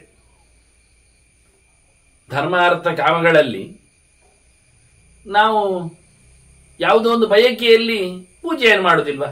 ಹಾಗಾದರೆ ಕಾಮ ಧರ್ಮಕ್ಕೆ ಸೇರಿಕೊಳ್ತದೆ. ಒಂದಿಷ್ಟು ದುಡ್ಡು ಖರ್ಚು ಮಾಡಿ ದೇವರ ಸೇವೆ ಮಾಡುವುದಿಲ್ವಾ? ಅದು ಅರ್ಥ ಧರ್ಮವನ್ನು ಆಶ್ರಯಿಸಿಕೊಳ್ತದೆ. ಹೀಗೆ ಏನೇನು ದುಡ್ಡು ಮಾಡುವುದೇ ಒಂದು ಬಯಕೆ ಅಲ್ವಾ? ಹೌದು. ಧರ್ಮ ಮಾಡುವುದು ಒಂದು ಸಂಕಲ್ಪ ಅಲ್ವಾ? ಸರಿ. ಹಾಗಾಗಿ ಅರ್ಥ, ಕಾಮ, ಧರ್ಮ ಎಲ್ಲ ಇನ್ನರ್ ಸರ್ಟೆಡ್, ಒಂದೊಂದು ದೃಷ್ಟಿಯಿಂದ ಒಂದೊಂದರ ಪೂರಕವಾಗಿ ಕೂತಿದೆ. ಮತ್ತೆ ಪೃಥಕ್ ವರ್ತಂತೇಜ ಪೃಥಕ್ ಬರ್ತದೆ, ಬೇರೆ ಬೇರೆ ಕಾಣುತ್ತೆ. ಧರ್ಮ ಅದು ಧಾರ್ಮಿಕ ವಿಧಾನಗಳೇ ಬೇರೆ, ಧರ್ಮಾತ್ಮರೇ ಬೇರೆ, ದುಡ್ಡಿನವರೇ ಬೇರೆ, ಶ್ರೀಮಂತರೇ ಬೇರೆ, ಅರ್ಥತಜ್ಞರೇ ಬೇರೆ, ಕಾಮುಕರೇ ಬೇರೆ, ಕಾಮಿಗಳೇ ಬೇರೆ. ಹೀಗೊಂದು ಕಾಣುವುದಿಲ್ವಾ? ಕಾಮನೆಗೂ ಧರ್ಮಕ್ಕೂ ಸಂಬಂಧ ಇಲ್ಲಲ್ಲ. ಬೇಕು ತಿನ್ನಬೇಕು ಅಂತ ಕೆಲವರಿಗೆ ಕಾಣ್ತದೆ. ತಿನ್ನುವುದು ದೇಹದ ಕಾಮನೆಗಳು ಆಗಿರ್ತವೆ. ಅದ್ರ ಉಪವಾಸ ಮಾಡು ಅಂತ ಅಂತಾರೆ ಧರ್ಮದವರು. ತಿನ್ನದೆ ಬಾ ಅಂತಾರೆ ಪೂಜೆ ಪುನಸ್ಕಾರಗಳಿಗೆಲ್ಲ. ಹೀಗಾಗಿ ಸಿಕ್ಕಿ ಬೀಳ್ತೇವೆ. ಅದರಿಂದ ಕಾಮನೆಗಳು ಅಂದ್ರೆ ಬೇರೆ, ಧರ್ಮ ಅಲ್ಲಿ ಕಾಮ ಇರುವುದಿಲ್ಲ. ಮತ್ತೆ ದುಡ್ಡು ಅದು ಬೇರೆ, ಅದು ಧರ್ಮಕ್ಕೆ ದುಡ್ಡು ಬರುವುದಿಲ್ಲ. ದುಡ್ಡು ತ್ಯಾಗವೇ ಧರ್ಮ ಅಲ್ವಾ? ನೋಡಿಕೊಳ್ಳಿಕ್ಕೆ. ಹಾಗಾಗಿ ಒಂದಕ್ಕೊಂದು ಸಂಬಂಧ ಇಲ್ಲದಂತೆ ಕಾಣ್ತದೆ, ಎಲ್ಲ ಸಂಬಂಧವೂ ಕಾಣ್ತದೆ. ಲೋಕ ಮೂರಲ್ಲೇ ನಿಂತಿದೆ. ಆದ್ರೆ ಇದು ಎಲ್ಲಿ ಬಂತು ಎಲ್ಲಿ ಹೋಯ್ತು ಒಂಚೂರು ಹೇಳು ಮಾರಾಯ ಅಂತ ಬಹಳಷ್ಟು ವಿಷಯಗಳನ್ನು ಹಿಂದೆ ಮುಂದೆ ಎಲ್ಲ ಹೇಳಿಯಾಗಿದೆ. ಧರ್ಮಾರ್ಥ ಕಾಮ ಸಮಮೇವ ಸೇವ್ಯಾ ಅಂತ ಹೇಳಿಕೊಂಡು ಎಲ್ಲ ಇರಬೇಕು, ಏರ್ಪೇರು ಆಗಬಾರ್ದು. ಹೇಳಿ ಏನೇನೋ ಬೋಧನೆಗಳು ಬರ್ತಾರೆ. ಧರ್ಮವೇ ಅಂತ ಮಾಡ್ತಾ ಕೂತ್ಕೊಳ್ಬೇಡ, ಆಗ ಮೈ ಸೋಲ್ತದೆ. ಮತ್ತೆ ದುಡ್ಡೇ ಅಂತ ಸಾಯ್ಬೇಡ, ನೀನೇ ಮತ್ತೆ ಮುಳುಗಿ ಹೋಗ್ತೀಯ. ಕಾಮನೆಗಳ ಬೆನ್ನ ಹಿಂದೆ ಹೋದ್ರೆ ಇಲ್ಲಾಗಿ ಹೋಗ್ತಾನವ. ಕಾಮನೆಗಳು ಉಳಿದಿರ್ತಾವೆ, ಬೆಟ್ಟದಷ್ಟು ನುಂಗಿ ಹಾಕಿರ್ತದೆ ಮನ್. ಬಯಕೆಗಳೇ ನಮ್ಮನ್ನು ನುಂಗಿರ್ತವೆ, ನಾವು ಬಯಕೆಗಳನ್ನು ಪಡೆದಿರುವುದಿಲ್ಲ. ಅಷ್ಟು ಬಯಕೆಗಳು ಬಾಕಿ ಇರ್ತವೆ. ಹಾಗಾಗಿ ಸಮಮೇವ ಸೇವ್ಯ ಅಂತ ಎಲ್ಲ ಒಂದೇ ಬಗೆ ಇರಬೇಕು. ಎಲ್ಲ ಇಷ್ಟಿಷ್ಟು ಪರ್ಸೆಂಟ್ ಅಂತ ಹೇಳಿಕೊಂಡದ್ದು ಮಾತುಗಳೆಲ್ಲ ಸಿಗ್ತಾವೆ, ನೋಡ್ತಾವೆ ನಾವು. ಅದಕ್ಕೆ ಇಲ್ಲಿ ಬಹಳ ಚಂದವಾಗಿ ಒಂದು ಪ್ರಶ್ನೆ ಕೇಳಿಕೊಂಡು ಭೀಷ್ಮರು ಹೇಳುತ್ತಾರೆ, ನೋಡು ಮಾರಾಯ, ಮೂರಕ್ಕೂ ವಿಧಾನಗಳು ವ್ಯವಸ್ಥೆಗಳೆಲ್ಲ ಮನುಷ್ಯ, ಇದರ ಸೃಷ್ಟಿಕರ್ತರೆಲ್ಲ ಮನುಷ್ಯರೇ. ಅವನಿಗೆ ಬೇಕಾದಾಗ ಅವನು ಮಾಡಿಕೊಳ್ಳುತ್ತಾನೆ, ಬೇಡ ಆದಾಗ ಅದನ್ನು ಬಿಟ್ಟು ಹಾಕ್ತಾನೆ, ಬಿಡು. ಧರ್ಮ ಮೂಲಸ್ತು ದೇಹೋರ್ಥ. ಈಗ ದೇಹ ಉಂಟಲ್ಲ, ಇದೇ ಒಂದು ದೊಡ್ಡ ಸಂಗತಿ ಅಲ್ವಾ, ಇದೇ ಒಂದು ಸಂಪತ್ತಲ್ವಾ. ಈ ದೇಹ ಯಾಕೆ ಬೇಕು? ಧರ್ಮ ಮಾಡಲಿಕ್ಕೆ ಬೇಕಲ್ಲ. ಅದರಿಂದ ಅರ್ಥವು ಧರ್ಮಕ್ಕೆ ಮೂಲ. ಧರ್ಮವನ್ನು ನಡೆಸಿಕೊಳ್ಳಲಿಕ್ಕೆ ಅರ್ಥ ಬೇಕೆ. ಅರ್ಥ ಇಲ್ಲದೆ ಧರ್ಮ ಆಗುವುದಿಲ್ಲ. ಏನು ಅರ್ಥ ಕೇಳಿದರೆ ದೇಹವೇ ಒಂದು ಅರ್ಥ, ದೇಹವೇ ಒಂದು ಸಂಪತ್ತು. ಅದರಿಂದ ಈ ದೇಹವನ್ನು ಇಲ್ಲದೆ ನೀನು ಧರ್ಮ ಮಾಡಲಿಕ್ಕೆ ಬರ್ತದ? ಧರ್ಮ ಎಲ್ಲಿ ಮಾಡುದು? ಅಂದ್ರೆ ಧರ್ಮಕ್ಕೆ ಮೂಲ ಅರ್ಥವೇ. ಮತ್ತೆ ಕಾಮ, ಕಾಮ ಅರ್ಥ ಬಲ ಮುಚ್ಚತೆ. ಅರ್ಥದ ಫಲ ಏನು ಕೇಳಿದ್ರೆ ಕಾಮ. ಅರ್ಥದ ರಿಸಲ್ಟ್ ಸಂಪತ್ತಿದೆ, ಅದರಿಂದ ಏನಾಯ್ತು ಅಂದ್ರೆ ಬಯಕೆಗಳು ಈಡೇರಿತು, ಬೇಕುಗಳು ಬಂದವು. ದುಡ್ಡಿಲ್ಲದವನಿಗೆ ಬೇಕುಗಳೇ ಇಲ್ಲ, ಅದೊಂದು ಭಾರಿ ಖುಷಿ ಅಲ್ಲ.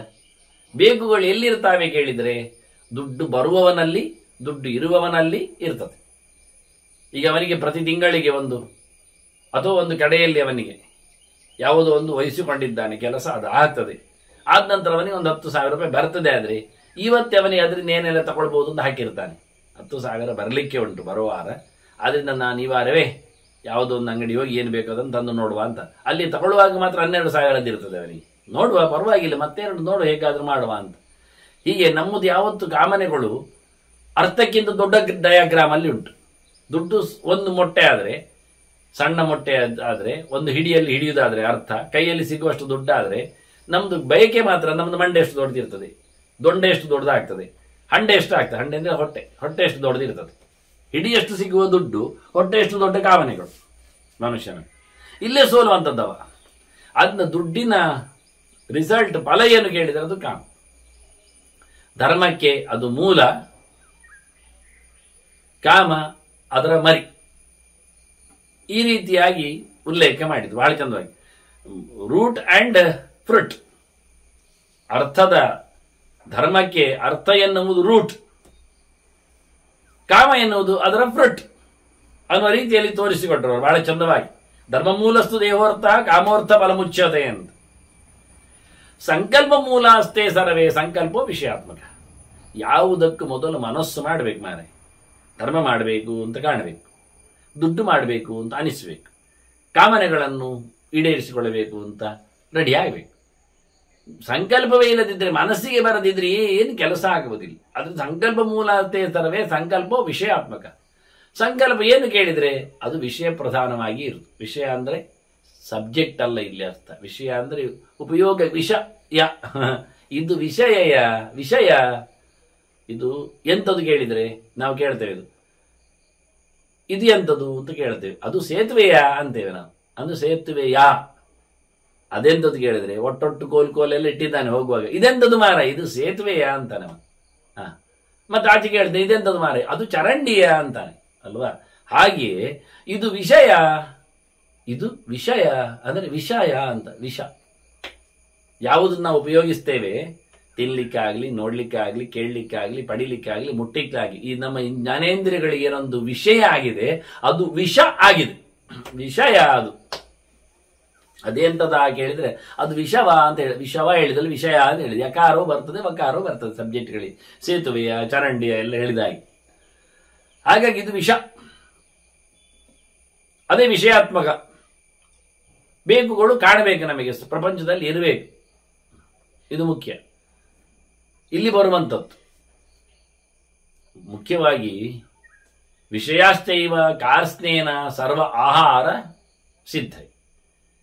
ಭೋಗದಲ್ಲಿಯೇ ವಿಷಯಗಳಿಗೆ ತಾತ್ಪರ್ಯ, ಉಪಯೋಗಿಸಿಕೊಳ್ಳುವುದು. ಭೋಗ ಅಂದ್ರೆ ತಿನ್ನುವುದು ಮಾತ್ರ ಅಲ್ಲ, ತಿನ್ನುವುದು ವಿಷಯ ಆಹಾರಕ್ಕೆ ಮಾತ್ರ. ಆಹಾರ ಅಂದ್ರೆ ಸ್ವೀಕಾರ ಅಂತ ಅರ್ಥ. ಆಹರಣ, ಪಂಚೇಂದ್ರಿಯಗಳಿಗೆ ಬೇಕಾದ ಸುಖಗಳನ್ನು ಕೊಡುವುದರಲ್ಲಿಯೇ ವಿಷಯಗಳ ತಾತ್ಪರ್ಯಗಳು, ಶಬ್ದ ಸ್ಪರ್ಶ ರೂಪ ರಸಗಂಧಗಳು, ಇವೆಲ್ಲ ಹೀಗೆ. ಮೂಲಮೇತ ತ್ರಿವರ್ಗಸ್ಯ, ಧರ್ಮಾರ್ಥ ಕಾಮಗಳಿಗೆ ಮೂಲ ಯಾವುದು ಕೇಳಿದ್ರಿದೆ, ಆಹಾರ ಭೋಗದ ವ್ಯವಸ್ಥೆ. ಆಹಾರ ಅಂದ್ರೆ ಆಹಾರ ಅಲ್ಲ, ಸ್ವೀಕಾರದ ವ್ಯವಸ್ಥೆ.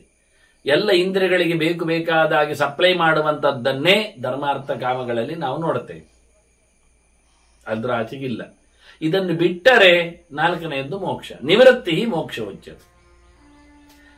ಧರ್ಮ ಬೇಡ, ಧರ್ಮ ಅಂದ್ರೆ ದುಡ್ಡು ಬೇಡ, ಕರ್ಮಾಂಗಗಳು ಬೇಡ, ಬಯಕೆಗಳು ಬೇಡ, ಯಾವುದೇ ಭೋಗಗಳು ಬೇಡ, ವಿಷಯಗಳೆಡೆಗೆ ಮನಸ್ಸಿಲ್ಲ ಆದರೆ ಅದು ಮೋಕ್ಷಕ್ಕೆ ಹೋಗ್ತದೆ. ಇದರಲ್ಲಿ ಧರ್ಮ ಏನು ಕೇಳಿದೆ? ಧರ್ಮ ಶರೀರ ಸಂಗುಪ್ತಿ. ಮೊದಲಿಗೆ ಶರೀರ ಮಾಧ್ಯಮ ಕಲು ಧರ್ಮ ಸಾಧನ ಹೇಳಿದಾಗೆ ಮೊದಲು ದೇಹವನ್ನು ಚೆನ್ನಾಗಿ ನೋಡಿಕೊಳ್ಳುವುದು ಧರ್ಮ. ಇಲ್ಲಾದ್ರೆ ಧರ್ಮ ಆಗುವುದಿಲ್ಲ. ದೇಹ ನೋಡಿ. ಧರ್ಮಾರ್ಥಂಚ ಅರ್ಥೈಷ್ಯತೆ. ಧರ್ಮಕ್ಕೋಸ್ಕರ ದುಡ್ಡು ಬೇಕು. ಇದು ಭೀಷ್ಮನ ಇವತ್ತಿನ ವಾದ. ಧರ್ಮ ಮಾಡಲಿಕ್ಕೆ ದುಡ್ಡು ಬೇಕು. ದುಡ್ಡು ಯಾಕೆ ಬೇಕು ಅಂತ ಕೇಳಿದರೆ ಅತ್ತ ನೋಡುವುದಲ್ಲ. ದುಡ್ಡು ಯಾಕೆ ಬೇಕು ಅಂದರೆ ಬೇಕುಗಳಿಗೆ ಬೇಕು ಹೇಳುವುದಲ್ಲ. ಧರ್ಮ ಮಾಡಲಿಕ್ಕೆ ಬೇಕು. ಧರ್ಮ ಮಾಡುವ ಮೂಲಕ ಬೇಕುಗಳು ಬೇಕು. ಹಾಗೆ ಅರ್ಥ ಆಗ್ಲಿಲ್ಲಲ್ಲ. ದುಡ್ಡನ್ನು ಪಡೆಯಿರಿ, ದುಡ್ಡಿನಿಂದ ಏನು ಮಾಡಿರಿ ಅಂದರೆ ನಿಮಗೇನು ಬೇಕು ಹೇಳಿ? ನಮಗೆ ಈಗ ಸ್ವರ್ಗ ಬೇಕು ಅಂತ ಇಟ್ಟುಕೊಳ್ಳುವ. ಸರಿ, ಹಾಗಾದರೆ ಸ್ವರ್ಗ ಬೇಕು ಅಂತ ದುಡ್ಡು ಖರ್ಚು ಮಾಡುವ ರೀತಿಯಾಗಿ ಹೇಳಿದರೆ ಜ್ಯೋತಿಷ್ಠೋಮೇನ ಸ್ವರ್ಗಕಾಮೋ ಯಜೇತ ಅಂತ ಜ್ಯೋತಿಷ್ಠೋಮಯಾಗ ಮಾಡು. ಜ್ಯೋತಿಷ್ಠೋಮಯಾಗ ಮಾಡು, ಆಗ ನಿನಗೆ ಸ್ವರ್ಗ ಸಿಗ್ತದೆ. ಅದನ್ನ ದುಡ್ಡಿನಿಂದ ಧರ್ಮದ ಮೂಲಕ ಕಾಮವನ್ನು ಪಡೆಯುವ ರೀತಿ. ಅದು ಧರ್ಮಾರ್ಥ ಅರ್ಥ ಉಚ್ಯತೆ ಅಂತ. ದುಡ್ಡು ಯಾಕೆ ಅರ್ಥ ಇಷ್ಯತೆ? ದುಡ್ಡು ಯಾಕೆ ಬೇಕು ಹೇಳಿದ್ರೆ ಧರ್ಮ ಮಾಡಲಿಕ್ಕೆ ಬೇಕು. ಧರ್ಮದಿಂದ ಕಾಮವನ್ನು ಪಡೀಲಿಕ್ಕೆ ಬಹುದು. ಈ ರೀತಿಯಾಗಿ ಒಂದು ಪರ್ಯಾಯ ರೀತಿಯಿಂದ ಕಾಳ ಹಾಕುವ ವಿಧಾನ. ಮೂರು ಸರಿಯೇ, ಪ್ರಶ್ನೆ ಏನಿಲ್ಲ, ಬರುವುದು ಸರಿಯೇ, ನೇರ ಅಲ್ಲ ಅಂತ. ಅದು ನಿಮಗೆ ದುಡ್ಡಿನಿಂದ ನಿಮಗೆ ಏನು ಹೇಳುವ? ಮೋದಕ ತಿನ್ನಬೇಕು ಅಂತ ಖಂಡಿತ ಅಲ್ವಾ? ಸ್ವೀಟ್. ದುಡ್ಡಿನಿಂದ ಬೇಕರಿ ಹೋಗಿ ಸ್ವೀಟ್ ತಿನ್ನಬೇಡಿ. ಮತ್ತೆ ದುಡ್ಡಿನಿಂದ ಅದಕ್ಕೆ ಮಾಡಬೇಕಾದ ಪದಾರ್ಥಗಳನ್ನು, ರಾ ಮೆಟೀರಿಯಲ್ಸ್, ಮೂಲದ್ರವ್ಯಗಳನ್ನು ತನ್ನಿ, ಆನಂತರ ಮನೆಯಲ್ಲಿ ಅದನ್ನು ತಯಾರು ಮಾಡಿ ಅದನ್ನು ನೀವು ಗಣೇಶನಿಗೆ ಸಮರ್ಪಣೆ ಮಾಡಿ ಆನಂತರ ತಿನ್ನಿ ಮೋದಕ. ಹೀಗೇನು ಧರ್ಮದ ಮೂಲಕ ಬೇಕರಿಯ ವಸ್ತುಗಳ ಪ್ರಧಾನ ಸ್ವೀಕಾರ. ಆದ್ರಿಂದ ಸಪಾದ ಸುಮ್ಮನೆ ಮಾಡುವುದಿಲ್ಲ. ಸತ್ಯನಾರಾಯಣ ಪೂಜೆ ಮಾಡಿದ್ರೆ ಸಪಾದ ತಿಂತಾರೆ. ಸುಮ್ಮನೆ ಎಲ್ಲಿಯೂ ಸಹ ಟಿಫಿನಿಗೆ ಸಪಾದ, ಮೀಟಿಂಗ್ ಆದ ನಂತರ ಈಟಿಂಗಿನಲ್ಲಿ ಸಪಾದ, ಬೆಳಿಗ್ಗೆ ಬ್ರೇಕ್ಫಾಸ್ಟಿಗೆ ಸಪಾದ, ಎಲ್ಲ ಅಥವಾ ಎಲ್ಲಿಯೋ ಔತಣದಲ್ಲಿ ಊಟದಲ್ಲಿ ಸಪಾದ ಭಕ್ಷ್ಯ ಅದೆಲ್ಲ ಇಲ್ಲ. ಸಪಾದ ಮಾಡೋದಾದ್ರೆ ಸತ್ಯನಾರಾಯಣ ಪೂಜೆ ಆಗಬೇಕು ಅಂತ ಅಂಡರ್ಸ್ಟುಡ್, ಕಂಪಲ್ಸರಿ. ಸಪಾದ ಇಲ್ಲಿ ಅದು ವಿತರಣೆ ಮಾಡಿದರೆ ಪೂಜೆ ಇತ್ತಾ ಕೇಳುತ್ತಾರೆ, ಪೂಜೆ ಇತ್ತ ಹೌದು ಅಂತೆ. ಹಾಗೆ ಎಲ್ಲವೂ ಹಾಗೆ ಭಗವಂತನ ಪ್ರೀತಿಗೋಸ್ಕರ, ದೇವರ ಸೇವೆಗೋಸ್ಕರ ತಯಾರು ಮಾಡಿ ಮತ್ತೆ ತಿನ್ನಿ ಅಂತ. ಅಂದ್ರೆ ಧರ್ಮಕ್ಕೋಸ್ಕರ ಸಂಪತ್ತನ್ನು ಬಯಸಿ ಇಷ್ಟವನ್ನು ಈಡೇರಿಸಿಕೊಳ್ಳಿ ಅಂತ ಹೇಳುವ ವಿಧಾನಗಳು. ಇದು ಎಲ್ಲಿವರೆಗೂ ಹೋಯ್ತು ಕೇಳಿದ್ರೆ ಅಜಯಾಗಾದಿಗಳು ಇಲ್ಲೇ ಬಂದವು. ಆಡನ್ನು ತಿನ್ನಬೇಕು, ಆಡನ್ನು ತಿನ್ನುವುದಲ್ಲ, ಆಡನ್ನು ದೇವತೆಗಳಿಗೆ ಕೊಟ್ಟು ತಿನ್ನುವ. ಹೀಗಾಗಿ ಎಲ್ಲೆಲ್ಲಿಯೋ ಯಾವ್ಯಾವುದೋ ವಿಧಾನಗಳಿಗೆ ವಿಧಾಯಕಗಳು, ಸೂತ್ರಗಳು ಚಿಂತನೆಯಲ್ಲಿ ಬಂದವು. ಅದರಲ್ಲೇ ಜನರು ಒಪ್ಲಿಕ್ಕೆ ಹೋಗ್ಲಿಲ್ಲ ಕೊನೆಗೆ. ಕಾಮೋ ರತಿಬಲಶ್ಚಾತ್ರ ಸರ್ವಯೇತೆ ರಜಸ್ವಲ. ಕಾಮ ಏನು ಕೇಳಿದ್ರೆ, ಕಾಮ ಅಂದರೆ ಸುಖ ಅನುಭವಿಸುವುದು. ಎಂತ ತಿಂದ್ರು ಕೊನೆ ಕೇಳುದೇನು? ಸುಖ ಆಗ್ತದೆ ಮಾರಾಯರೆ. ಎಂತ ಬೇಕುಗಳಿಗೂ ಅಂತಿಮ ಧ್ಯೇಯ ಏನು ಕೇಳಿದ್ರೆ ಮಜಾ ಮಾಡೋದು, ಸುಖ ಅನುಭವಿಸುವುದು. ಅದು ಅಷ್ಟೇ ತಾನೇ. ಅದರಿಂದ ಪ್ರತಿಯೊಂದರ ವಿಷಯಗಳಲ್ಲಿಯೂ ಆನಂದದ ಕ್ಷಣಗಳನ್ನು ಹುಡುಕುವುದೇ ಇದರ ಧರ್ಮಗಳಾಗಿವೆ. ಆದ್ರಿಂದ ಏನಾಯ್ತು, ಇವೆಲ್ಲ ಒಂದು ದೃಷ್ಟಿಯಿಂದ ರಜಸ್ವಲೆಗಳೇ. ರಜಸ್ವಲೆಗಳು ಅಂದ್ರೆ ರಜಸ್ಸುಗಳು ಅಂತ ಅರ್ಥ. ಮುಟ್ಟಾದವರು ಅಂತ ಅರ್ಥ, ಇದು ಮುಟ್ಟಬಾರದವುಗಳು ಅಂತ ಅರ್ಥ. ನನ್ನನ್ನು ಮುಟ್ಟು ಅಂತ ಅವಳು ಹೇಳುವುದಲ್ಲ, ನಾನು ಮುಟ್ಟು ದೂರ ಹೋಗು ಅಂತಾರೆ, ವಿರೋಧಾರ್ಥಕ ಲಕ್ಷಣ. ಆದ್ರಿಂದ ಇವೆಲ್ಲ ರಾಜಸಗಳು. ಇವುಗಳನ್ನು ಸೇವಿಸಬಾರದು, ಇವುಗಳನ್ನು ಬಿಡಬೇಕು, ಮತ್ತೆ ನಿವೃತ್ತಿಯೆಡೆಗೆ ಸಾಗಬೇಕು ಅಂತ ಹೇಳಲಿಕ್ಕೋಸ್ಕರ ಉಲ್ಲೇಖ ಮಾಡಿ. ವಾಸ್ತವವಾಗಿ ಸನ್ನಿಕೃಷ್ಟಾನ್ನ ಚರೇದಿಯತಾನ್, ಹತ್ತಿರ ಸಿಕ್ಕಿದಾಗ ಅನುಭವಿಸುವುದರಲ್ಲಿ ತಪ್ಪಿಲ್ಲ. ನಚೈತಾನ್ ಮನಸಾತ್ಯಜೇತ್. ಇವುಗಳನ್ನೆಲ್ಲ ಪೂರ್ತಿಯಾಗಿ ಮನಸ್ಸಾರೆ ಬಿಡ್ಲಿಕ್ಕೆ ಬರುವುದಿಲ್ಲ, ಬಿಡ್ಲಿಕ್ಕೆ ಬಾರದು, ಬಿಡಬಾರದು. ಬಂದಾಗ ಉಪಯೋಗಿಸಬೇಕು, ಇಷ್ಟರಲ್ಲೇ ತಾತ್ಪರ್ಯ ಇರಬೇಕು. ಈ ಬಿಡುವವ ಇದ್ದಾನಲ್ಲ, ಅವು ಆ ಪಡೆಯುವವನಿಗಿಂತ ಜಾಸ್ತಿ ಪಡೆದಿರ್ತಾನೆ. ವಿಚಿತ್ರ. ಅವ್ರು ಹೇಳುದು, ಯಾರು ಬಯಸಿ ಬಯಕೆಗಳನ್ನು, ಭೋಗಗಳನ್ನು ಅನುಭವಿಸ್ತಾನೋ ಅವನಿಗಿಂತ 10 ಪಾಲು ಹೆಚ್ಚಿಗೆ ಎಲ್ಲವನ್ನು ತೊರೆದವನ ಆನಂದದಲ್ಲಿ ಇರ್ತಾನೆ. ಅದು ತಪಸ್ಸಿನಿಂದ ಸಿದ್ಧಿ ಅವನಿಗೆ. ವಿಮುಕ್ತ ತಪಸ ಸರ್ವಾನ್ ಧರ್ಮಾದೀನ್ ಕಾಮ ನೈಷ್ಠಿಕಾನ್. ಕಾಮಗಳು ಸೇರಿ ಅಂದ್ರೆ ಬೇಕುಗಳನ್ನು ನೋಡಿ. ಕರ್ದಮ ಹೇಗೆ? ಕರ್ದಮ ಏನು ಮಾಡಿದ? ವಿಮಾನವನ್ನು ತಯಾರಿಸಿದ, ತಾನೊಂದು ಬಗೆಯಾಗಿದ್ದಾನೆ, ಎಲ್ಲೆಂದರಲ್ಲಿ ತಿರುಗಾಡಿದ್ದಾನೆ, ಯಾವ್ಯಾವುದೋ ನಂದನವನ ಅದು ಇದು ಎಲ್ಲ ಕಡೆಗೂ ಹೋಗಿದ್ದಾನೆ. ತನ್ನ ಮಡದಿಯನ್ನು, ದೇವಹೂತಿಯನ್ನು ಕರ್ಕೊಂಡು. ಯಾವುದರಿಂದ ಆಯ್ತು? ತಪಸ್ಸಿನಿಂದ ಆಯ್ತು. ಸಾಮಾನ್ಯ ವಿದ್ಯಾಧರರೆಲ್ಲ ಪಡೆಯದ ಬಹಳಷ್ಟು ಹೆಚ್ಚಿನ ಸಂಗತಿಗಳನ್ನು, ಆನಂದಗಳನ್ನು ಆತ ಪಡೆದಿದ್ದಾನೆ. ಆದ್ರಿಂದ ಒಬ್ಬ ಬುದ್ಧಿಮಂತ, ಹೆಚ್ಚು ಸಿದ್ಧಿಯನ್ನು ಪಡೆದವ, ಶ್ರೇಷ್ಠ ಬುದ್ಧಿ ತ್ರಿವರ್ಗಸ್ಯ ಎದಯಂ ಪ್ರಾಪ್ನಿಯಾತ್. ಕ್ಷಣ. ತ್ರಿವರ್ಗದ ನೆಲೆಯಲ್ಲಿ ಕೂತವನು ಏನೊಂದು ಬಹಳ ಕಷ್ಟಪಟ್ಟು ಧರ್ಮಾದಿಗಳನ್ನೆಲ್ಲ ಅನುಭವಿಸ್ತಾನೆ, ಅದಕ್ಕಿಂತ ಬಹಳಷ್ಟು ಬೇಗನೆ ಕ್ಷಣ ಮಾತ್ರದಲ್ಲೇ ಒಬ್ಬ ಮುಕ್ತನಾದವ, ಇದರಿಂದ ದೂರ ನಿಂತವ, ತಪಸ್ಸಿನಿಂದ ದೊಡ್ಡ ಮಟ್ಟಿನಲ್ಲಿ ತನ್ನ ಬುದ್ಧಿಯ ಪ್ರಭಾವದಿಂದ ಅದನ್ನು ಅನುಭವಿಸ್ತಾನೆ ಅಂತ ಹೇಳ್ತಾರೆ. ಆದ್ದರಿಂದ ಇವನ್ನೆಲ್ಲ ಒಂದು ದೃಷ್ಟಿಯಿಂದ ಹಾಗೆ ಹೀಗೆ ಅಂತ ತೀರ್ಮಾನ ಕೊಡುವಾಗಿಲ್ಲ. ಅರ್ಥಾರ್ಥಮನ್ಯದ್ ಭವತ್. ದುಡ್ಡಿಗೋಸ್ಕರ ಏನ್ ಮಾಡಬೇಕು ಅಂತ ಕೇಳಲಿಲ್ಲ ನೀವು, ಧರ್ಮಕ್ಕೋಸ್ಕರ ದುಡ್ಡು ಮಾಡಬೇಕಾಯ್ತು. ದುಡ್ಡು ಮಾಡಿದ್ರೆ ಧರ್ಮ ಕೇಳಿದ್ದೀವಿ ನೋಡಿ. ಅನ್ಯಾಯ ಮಾರ್ಗದಲ್ಲಿ ದುಡ್ಡು ಮಾಡೋದಿಲ್ವಾ? ದುಡ್ಡಿನಿಂದ ದುಡ್ಡು ಮಾಡೋದಿಲ್ವಾ? ಅದು ಹೇಗೆ ನೋಡಿ, ಮಾತಾಡ್ತೇನೆ ಈಗ. ನಿಮಗೆ ದುಡ್ಡು ಬೇಕು, ಯಾಕೆ ಕೇಳಿದ್ರೆ ದುಡ್ಡು ಮಾಡಲಿಕ್ಕೆ. ಇದು ಒಳ್ಳೆ ಕಥೆ ಆಯ್ತಲ್ಲ. ಹಾಗುಂಟು, ಇನ್ವೆಸ್ಟ್ ಮಾಡಿ ಮತ್ತೆ ಪಡೆಯುವಂಥದ್ದು. ತೋಟಕ್ಕೆ ನಾವು ಒಂದಿಷ್ಟು ಹಾಕ್ತೇವೆ ಗೊಬ್ಬರ, ಹಣ್ಣುಗಳನ್ನು ಗೊಬ್ಬರದಲ್ಲಿ ಜಾಸ್ತಿ ಪಡಿತೇವೆ ಅಲ್ವಾ? ನೀವು 100 ರೂಪಾಯಿ ಗೊಬ್ಬರ ಹಾಕಿದ್ದಕ್ಕೆ ಹಣ್ಣಿನಲ್ಲಿ 1000 ರೂಪಾಯಿ ಬರ್ತದೆ. ನೀವು ಗೊಬ್ಬರ ಹಾಕದೇ ಇದ್ರೆ ಹಣ್ಣು 100 ಕೊಡ್ತದೆ, ನಿಮಗೆ 10 ಪಾಲು ಕೊಡುವುದಿಲ್ಲ. ದನಕ್ಕೂ ಹಾಗೆ ಮಾಡ್ತಾರಲ್ಲ, ಮೋಸ ಮಾಡಿ ಹಾಲು ಕಡಿತಾರಲ್ಲ ಹಾಗೆ. ಇದನ್ನು ರಿಚುವಲಿಸ್ಟಿಕ್ ಆಗಿ ಹೇಳುತ್ತೇನೆ ನಾನು ಹೇಗೆ ಅಂತ. ಈಗ ಎಂತ ಹೇಳುವ, ಸಂಪತ್ತು ಬರ್ಲಿಕ್ಕೆ ಒಂದು ಹೋಮ ಹೇಳಿ. ಶ್ರೀ ಸೂಕ್ತ ಹೋಮವ ಸರಿ, ಲಕ್ಷ್ಮೀ ಹೃದಯ ಹೋಮವ ಆಯ್ತು, ಮತ್ತೆ ಇನ್ನು ಲಕ್ಷ್ಮೀವಂತರ ಹೋಮ ನಡೀವ, ದುರ್ಗಾ ಹೋಮ ಓಕೆ, ಏನೋ ಒಂದು ಬಗೆಯಲ್ಲಿ ಶ್ರೀಕರ ಹೋಮ ಆದೀತು. ಏನೋ ಒಂದು ಬಗೆಯಿಂದ ದುಡ್ಡು ಬರುವ ಹೋಮ ಮಾಡ್ತೀರಿ, ಅದಕ್ಕೆ ದುಡ್ಡು ಖರ್ಚು ಮಾಡ್ತೀರಿ. ಇನ್ನೇನು ತಂದಿದ್ದೀರಿ? ಮತ್ತೆ ಒಂದು ದುಡ್ಡು ಖರ್ಚು ಮಾಡಿ ದುಡ್ಡಿನ ಹೋಮ ಮಾಡಿ, ಕುಬೇರ ಮಂತ್ರ ಹೋಮ ಎಲ್ಲ ಮಾಡಿ, ಅಲ್ಲಿಂದ 10 ದುಡ್ಡು ಸಂಪಾದನೆ ಮಾಡಿದ್ರಿ. ಅದರಲ್ಲಿ ಒಂದು ದುಡ್ಡನ್ನು ಕಮ್ಮಿ ಮಾಡಿಕೊಂಡು ಮತ್ತೊಂದಿಷ್ಟು ಹೋಮ ಹವನ ಮಾಡಿ ಇನ್ನೊಂದು 10 ದುಡ್ಡನ್ನು ಒಟ್ಟು ಮಾಡಿದ್ರಿ. ಈಗ 19 ಆಯ್ತು ನಿಮ್ಮಲ್ಲಿ. ಅದರಲ್ಲಿ ಒಂದು ಖರ್ಚು ಮಾಡಿ ಮತ್ತೆ ಹೀಗೆ ಅರ್ಥಾರ್ಥ ಮನ್ಯದ್ಭವತಿ. ಈಗ ನೋಡಿ, ಧರ್ಮ ಹೋಗಿ ದುಡ್ಡಿಗೆ ದುಡ್ಡೇ ಉಪಯೋಗಕ್ಕೆ ಬಂತು, ಏನೇನು ಆಗುತ್ತೆ. ಅದರಿಂದ ದುಡ್ಡಿನಿಂದ ಧರ್ಮ ಅಂತ ಪರ್ಚೇಸ್ ಮಾಡುವುದೆಲ್ಲ ಹೇಳಬೇಡಿ. ದುಡ್ಡನ್ನು ದುಡ್ಡಿನಿಂದಲೂ ಪಡಿಲಿಕ್ಕೆ ಬರ್ತದೆ. ಧರ್ಮದ ನೆಲೆ ಮಾತ್ರ ಆಗ್ತದೆ, ಹೆಳೆ ಮಾತ್ರ ಆಗ್ತದೆ. ಕೆಲವೊಮ್ಮೆ ಧರ್ಮ ಇಲ್ಲದೇ ಆಗ್ತದೆ. ದಾನ ಮಾಡಿದ್ರೆ ದುಡ್ಡುಂಟು, ದಾನ ಮಾಡಿದ ಏನಾಯ್ತು ಕೇಳಿದ್ರೆ, ದಾನಂ ಧ್ರುವಂ ಫಲಿತ ಮಾತ್ರ ಗುಣಾನುಕೂಲಿಯಾದ ಒಬ್ಬ ಒಳ್ಳೆಯವನಿಗೆ ಕೊಟ್ಟದ್ದಕ್ಕೆ, ಒಳ್ಳೆ ಸಮಯದಲ್ಲಿ ಕೊಟ್ಟದ್ದಕ್ಕೆ, ಅವನಿಗೆ ಆ ಹೊತ್ತಿನಲ್ಲಿ ಬೇಕೇ ಇತ್ತು, ರೋಗದಿಂದ ಪಾರಾಗಲಿಕ್ಕೆ ಒಂದು 10,000 ಬೇಕೇ ಇತ್ತು, ಕೊಟ್ಟು ಬಿಟ್ಟದ್ರಿಂದ ಬಹಳ ಖುಷಿಯಾಗ್ಯವ. ಮತ್ತೆ ಒಂದು 4 ವರ್ಷದ ನಂತರ ನನಗೆ ಆವತ್ತು ಆರೋಗ್ಯಕ್ಕೆ ಒಳ್ಳೆ ರೀತಿಯಲ್ಲಿ ಸಮಯ ಕೊಟ್ಟಿದ್ದೀರಿ, ಇವತ್ತು 10 ಲಕ್ಷ ಕೊಟ್ಟು ಬಿಡ್ತಾನೆ. 10,000 ಕೊಟ್ಟದ್ದಕ್ಕೆ, 1000 ಕೊಟ್ಟದ್ದಿಗೆ ಲಕ್ಷ ಬಂತು. ಇದೆಲ್ಲ ಇದು ದಾನದ ಪ್ರಕ್ರಿಯೆಯಲ್ಲಿ ಶಾಬ್ದಿಕ ದಾನ, ವೇದಿಕ ದಾನ ಅಲ್ಲ ಇದು. ಅಂದ್ರೆ ವೇದಿಯಂತರ ದಾನ ಅಲ್ಲ ಇದು. ಕೇಳಿದ, ಕೊಟ್ಟ, ನೆನಪಿಲ್ಲ, ಬಿಟ್ಟ. ಹೀಗಿಂಥದ್ದೆಲ್ಲ ಅರ್ಥಾರ್ಥ ಅನ್ಯದ್ಭವತಿ. ವಿಪರೀತ ಮತಾಪರಂ. ಕೆಲವೊಮ್ಮೆ ದುಡ್ಡು ಮಾಡಿ ದುಡ್ಡು ಹಾಳಾಗುವುದುಂಟು, ತಲೆಗೆಡುವುದುಂಟು. ಬಯಕೇಳ ಬೆನ್ನೆ ಹಿಂದೋಗಿ ದುಡ್ಡು ತಂದ, ದುರ್ವ್ಯಸನಗಳಿಗೆ ಬಲಿಯಾದ, ಸುಳ್ಳನ್ನು ಹೇಳಿಕ್ಕೆ ಶುರು ಮಾಡಿದ, ದೌಲತ್ತು ತೋರಿಸಿದ, ಮಿಥ್ಯಾಚಾರದಲ್ಲಿ ನೆಲೆಗೊಂಡ, ಯಾರನ್ನು ಕಡಿಸಿದ, ದೋಚಿದ, ದುಡ್ಡುಂಟು ಹಾಕಿದ, ಏನು ಮಾಡಿದ, ದೋಚಿಲಿಕ್ಕಾಯ್ತು. ದುಡ್ಡು ತಂದ, ಒಳ್ಳೆ ಪಿಸ್ತೂಲ್ ತಗೊಂಡ, ಯಾರನ್ನು ಜಬರ್ದಸ್ತಿನಲ್ಲಿ ವಸೂಲಿ ಮಾಡಲಿಕ್ಕೆ ಆಗ್ತದೆ, ಹಾಗೆ ಮಾಡಿದ.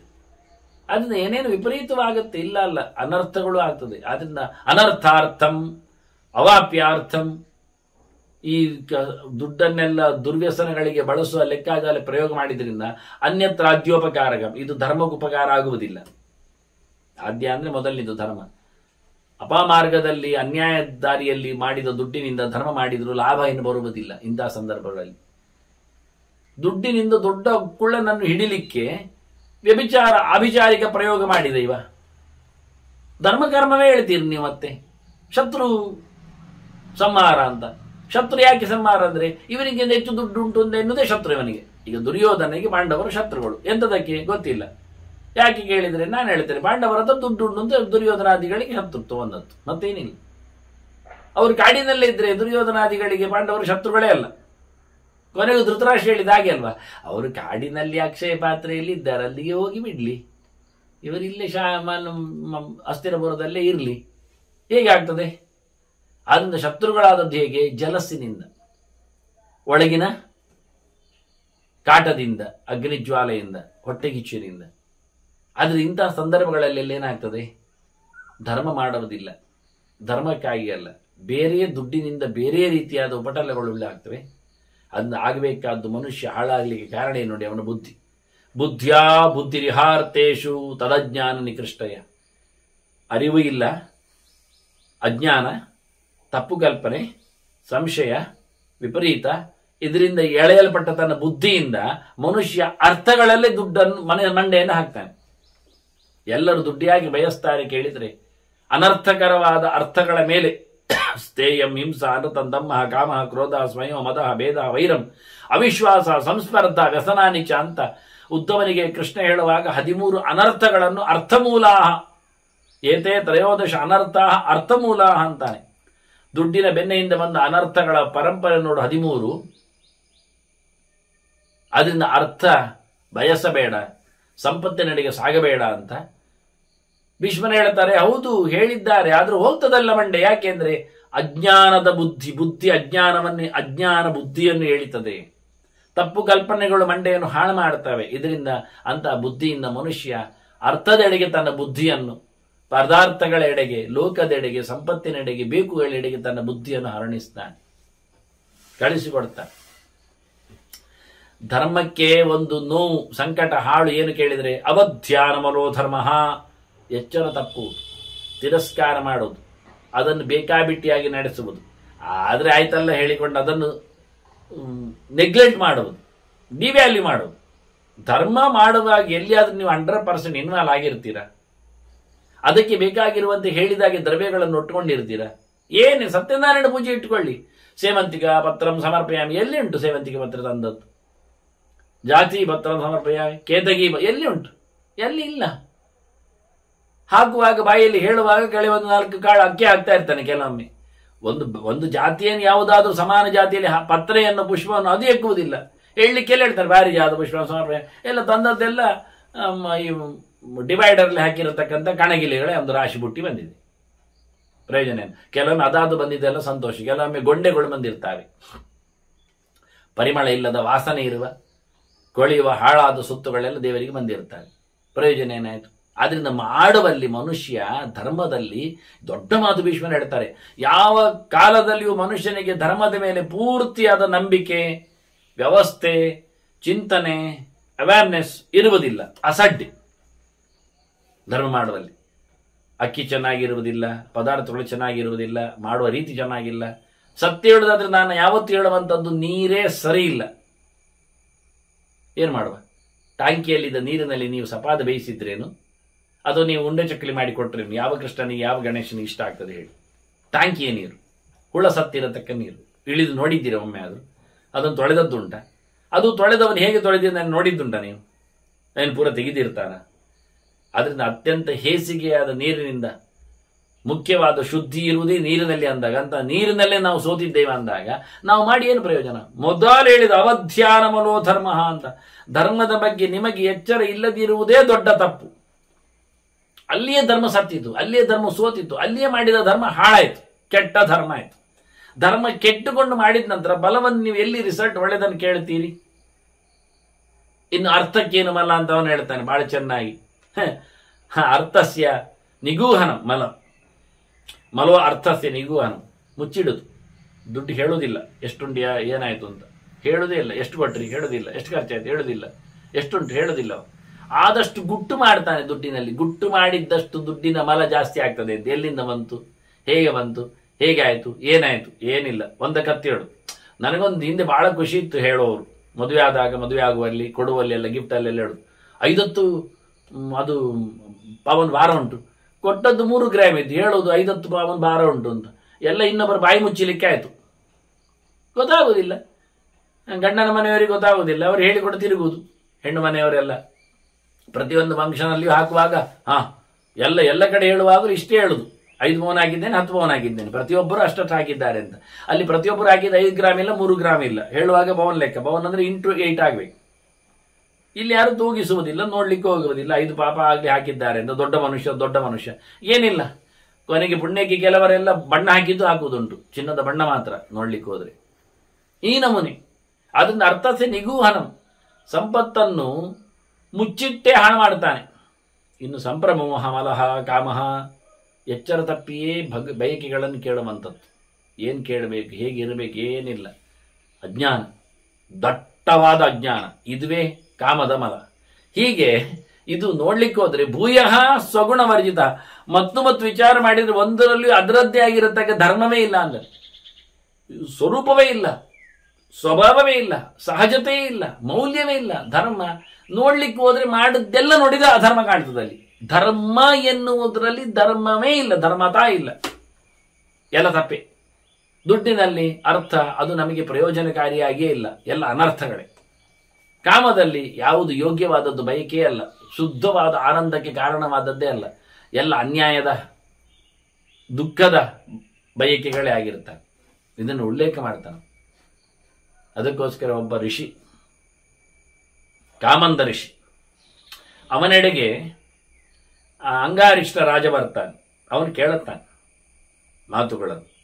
ಯಪ್ಪಾಭಂ ಗುರುತೇ ರಾಜ ಕಾಮಮೋಹ ಬಲಾತ್ಕೃತ. ಬಯಕೆಗಳಿಂದಾಗಿ ಅಜ್ಞಾನದಿಂದಾಗಿ ತಪ್ಪೇ ಮಾಡಿಬಿಡ್ತಾನೊಬ್ಬ ಬಲಾತ್ಕಾರದಿಂದ. ಪ್ರತ್ಯಾಸನ್ಯಸ್ಯ ತಸ್ಯ ಅರ್ಥ ಕಿಂ ಸ್ಯಾತ್ ಪಾಪ ಪ್ರಣಾಶನ. ಅವನಿಗೆ ಪಾಪ ಹೋಗ್ಲಿಕ್ಕೆ ಎಂತ ಮಾಡಬೇಕು? ಅವನು ಬಯಸಿ ಮಾಡಿದ್ದು ಅದನ್ನು ಕಂಟ್ರೋಲ್ ಮಾಡಲಿಕ್ಕೆ ಆಗಲಿಲ್ಲ. ಗೊತ್ತಿಲ್ಲದೆ ಅಜ್ಞಾನದಿಂದ ತಪ್ಪು ಕಲ್ಪನೆಯಿಂದ ಮಾಡಿಬಿಟ್ಟಿದ್ದಾನೆ. ಇದು ಸರಿ ಮಾಡೋದು ಹೇಗೆ? ಇರಲಿ, ಈಗ ನಾನು ರಾಜ, ಒಬ್ಬ ವ್ಯಕ್ತಿ ಇದ್ದಾನೆ, ಅಧರ್ಮಂ ಧರ್ಮ ಇತಿ ಚ ಯೋ ಮೋಹಾದಾಚರನ್ನರಹ. ತಪ್ಪು ಅದನ್ನು ಸರಿ ಅಂತ ಮಾಡ್ತಾ ಇದ್ದಾನೆ. ಈಗ ಕಾಪಿ ಕುಡಿಯುವುದೊಬ್ಬ ಉಂಟು, ಅದು ತಪ್ಪು ಹೇಳಿದ್ರೆ ಅವನಿಗೆ ಅದು ಸರಿ ಅಂತ ಹೇಳ್ತಾನವ. ಅದು ನನ್ನ ದೇಹದಲ್ಲಿ ಹೀಗಾಗ್ತದೆ ಹಾಗಾಗಿ ಶುರು ಮಾಡ್ತಾನೆ. ತಪ್ಪು ಆಚರಣೆಗಳು ಇರ್ತವೆ, ಯಾವುದೋ ಪೂಜೆಗಳಿರಲಿ, ನಾಗಪೂಜೆ ಆಗಲಿ, ಕೋಟಿ ಪೂಜೆ ಆಗಲಿ, ಎಲ್ಲ ಮಾಡುವಲ್ಲಿ ತಪ್ಪುಂಟು. ಆದರೆ ಅದನ್ನು ಸರಿ ಅಂತ ತಿಳ್ಕೊಂಡಿದ್ದಾನವ. ಏನು ಮಾಡುವ ಈಗ? ಅಧರ್ಮವನ್ನೇ ಧರ್ಮ ಅಂತ ಒಬ್ಬ ಮಾಡಿದವನನ್ನು ನಾನು ಹೇಗೆ ತಂಚಾಪಿ ಪ್ರಥಿತಂ ಲೋಕೆ ಕಥಂ ರಾಜ ನಿವರ್ತೇತ್. ಅದು ಪ್ರಸಿದ್ಧಿ, ಅವನು ಗಟ್ಟಿಯಾಗಿದ್ದಾನೆ, ಅದರಲ್ಲಿ ಮಾಡ್ತಾ ಕೂತಿದ್ದಾನೆ, ಎಲ್ಲ ರಿಸಲ್ಟ್ ಬರ್ತದೆ ಅಂತ ಬೊಬ್ಬೆ ಹೊಡಿತಾ ಇದ್ದಾನೆ. ಈ ಕಲಿ ಒಂದು ಲೋಟೆ ಕೊಟ್ಟರು ಸಹ ಕಾಣೆಯಾದ ದನವನ್ನು ತಂದು ಕೊಡ್ತದಂತೆ ಕೆಲವು. ಅದನ್ನೇ ಮಾಡಿ ಕೂತ್ರೆ ಆಯ್ತದೆ. ನಮಗೆ ಕಾಣೆಯಾದ ದುಡ್ಡಾಗ್ಲಿ ಹೋಗಿದ ಸಾಲ ಆಗಲಿ ಬರುವುದಾಗಿದ್ರೆ ಈ ದೇವರ ಪೂಜೆ ಯಾರು ಮಾಡ್ತಾರೆ ಮನೆಗೆ? ಇಷ್ಟು ಪ್ರಸಿದ್ಧನಾದವನನ್ನು ರಾಜ ಹೇಗೆ ಶಾಸ್ತ್ರಕ್ಕೆ ಎಳೆದು ತರಬೇಕು ಹೇಳು? ಕಾಮಂತ ತುಂಬಾ ಉತ್ತರ ಕೊಡ್ತಾ ನಿಜವಾಗಿ. ಧರ್ಮಾರ್ಥ ಕಾಮಗಳ ಬಗ್ಗೆ ಎಚ್ಚರ ನೋಡಿ. ಸಧರ್ಮಾರ್ಥ ಪರಿತ್ಯಾಗಾತ್. ಒಳ್ಳೆಯ ರೀತಿಯಿಂದ ಸಂಪತ್ತನ್ನು, ಒಳ್ಳೆಯ ರೀತಿಯ ಧರ್ಮವನ್ನು ಬಿಟ್ಟುಕೊಟ್ಟದ್ರಿಂದ ಮನುಷ್ಯ ಏನಾಗ್ತಾನೆ? ಪ್ರಜ್ಞಾನಾಶಿ ಮಿಹಾರ್ಚತಿ. ಅವನಿಗೆ ಮಂಡೆ ಹಾಳಾಗ್ತದೆ, ಬುದ್ಧಿವಂತಿಕೆ ತಪ್ತದೆ, ಒಳ್ಳೆ ಶಾಸ್ತ್ರಜ್ಞಾನ ಇಲ್ಲ ಆಗ್ತದೆ. ಆಗ್ಲಿ ಏನಾಯ್ತು ಕೇಳಿದ್ರೆ, ಅಲ್ಲ ಮಾರಾಯ, ತಸ್ಮಾತ್ ನಾಸ್ತಿಕತಾ ಚೈವ ದುರಾಚಾರಶ್ಚ ಜಾಯತ್. ಮೊದಲು ನಂಬಿಕೆ ಕಳ್ಕೊಳ್ತಾನೆ, ನಂಬಿಕೆ ಕಳ್ಕೊಂಡ ನಂತರ ಕೆಟ್ಟದನ್ನು ಮಾಡಲಿಕ್ಕೆ ನಿರ್ಭಯವಾಗಿ ತೊಡಗ್ತಾನೆ. ಲೋಕದಲ್ಲಿ ಆಗುವುದಿಷ್ಟೇ. ಒಂದು ಕಡೆ ನಾಸ್ತಿಕತೆ, ದೇವರ ಮೇಲೆ ಅವನಿಗೆ ವೈರಾಗ್ಯ, ಯಾವುದನ್ನು ಧರ್ಮವನ್ನು ಚೆನ್ನಾಗಿ ಅರ್ಥ ಮಾಡಿಕೊಳ್ಳಿಲ್ಲವ, ಹಾಗಾಗಿ ಅವನಿಗೆ ನಾಸ್ತಿಕತೆ ಬೆಳೀತದೆ. ಇನ್ನು ಕಂಟ್ರೋಲ್ ಇಲ್ಲವ, ತಪ್ಪು ಮಾಡೋದ್ರಲ್ಲಿ ಅವನಿಗೇನು ಬೇಸರವೇ ಇಲ್ಲ. ಅದನ್ನ ಕೆಟ್ಟ ಆಚರಣೆಗಳು ಬರಲಿಕ್ಕೆ ಕಾರಣ ಅವನ ತಲೆ ಕೆಟ್ಟದ್ರಿಂದ, ಅದು ಬಿಟ್ಟದ್ದು ಅವನ ಧರ್ಮದ ಮೇಲೆ ಆಸ್ತೆಯನ್ನು ವಹಿಸಿಕೊಳ್ಳದೇ ಇದ್ದದ್ರಿಂದ. ಈ ರೀತಿಯಾಗಿ ಚಿಂತನೆಗಳನ್ನು ಮುಂದೆ ಕಾಮಂದ ಕೊಡ್ತಾ ಇದ್ದಾನೆ. ದದಾತಿ ಅಲ್ವಾ ಕಾಮಂದ ಋಷಿ ಅಂಗಾರಿಷ್ಟ ರಾಜನಿಗೆ. ಅದು ಮುಂದಿನ ಚಿಂತನೆ ಮತ್ತೆ ಕೇಳುವ ವಂದನೆಗಳೊಂದಿಗೆ ಶ್ರೀಕೃಷ್ಣಾರ್ಪಣಸ್ತು. ನಾರಾಯಣ ನಾರಾಯಣ ನಾರಾಯಣ.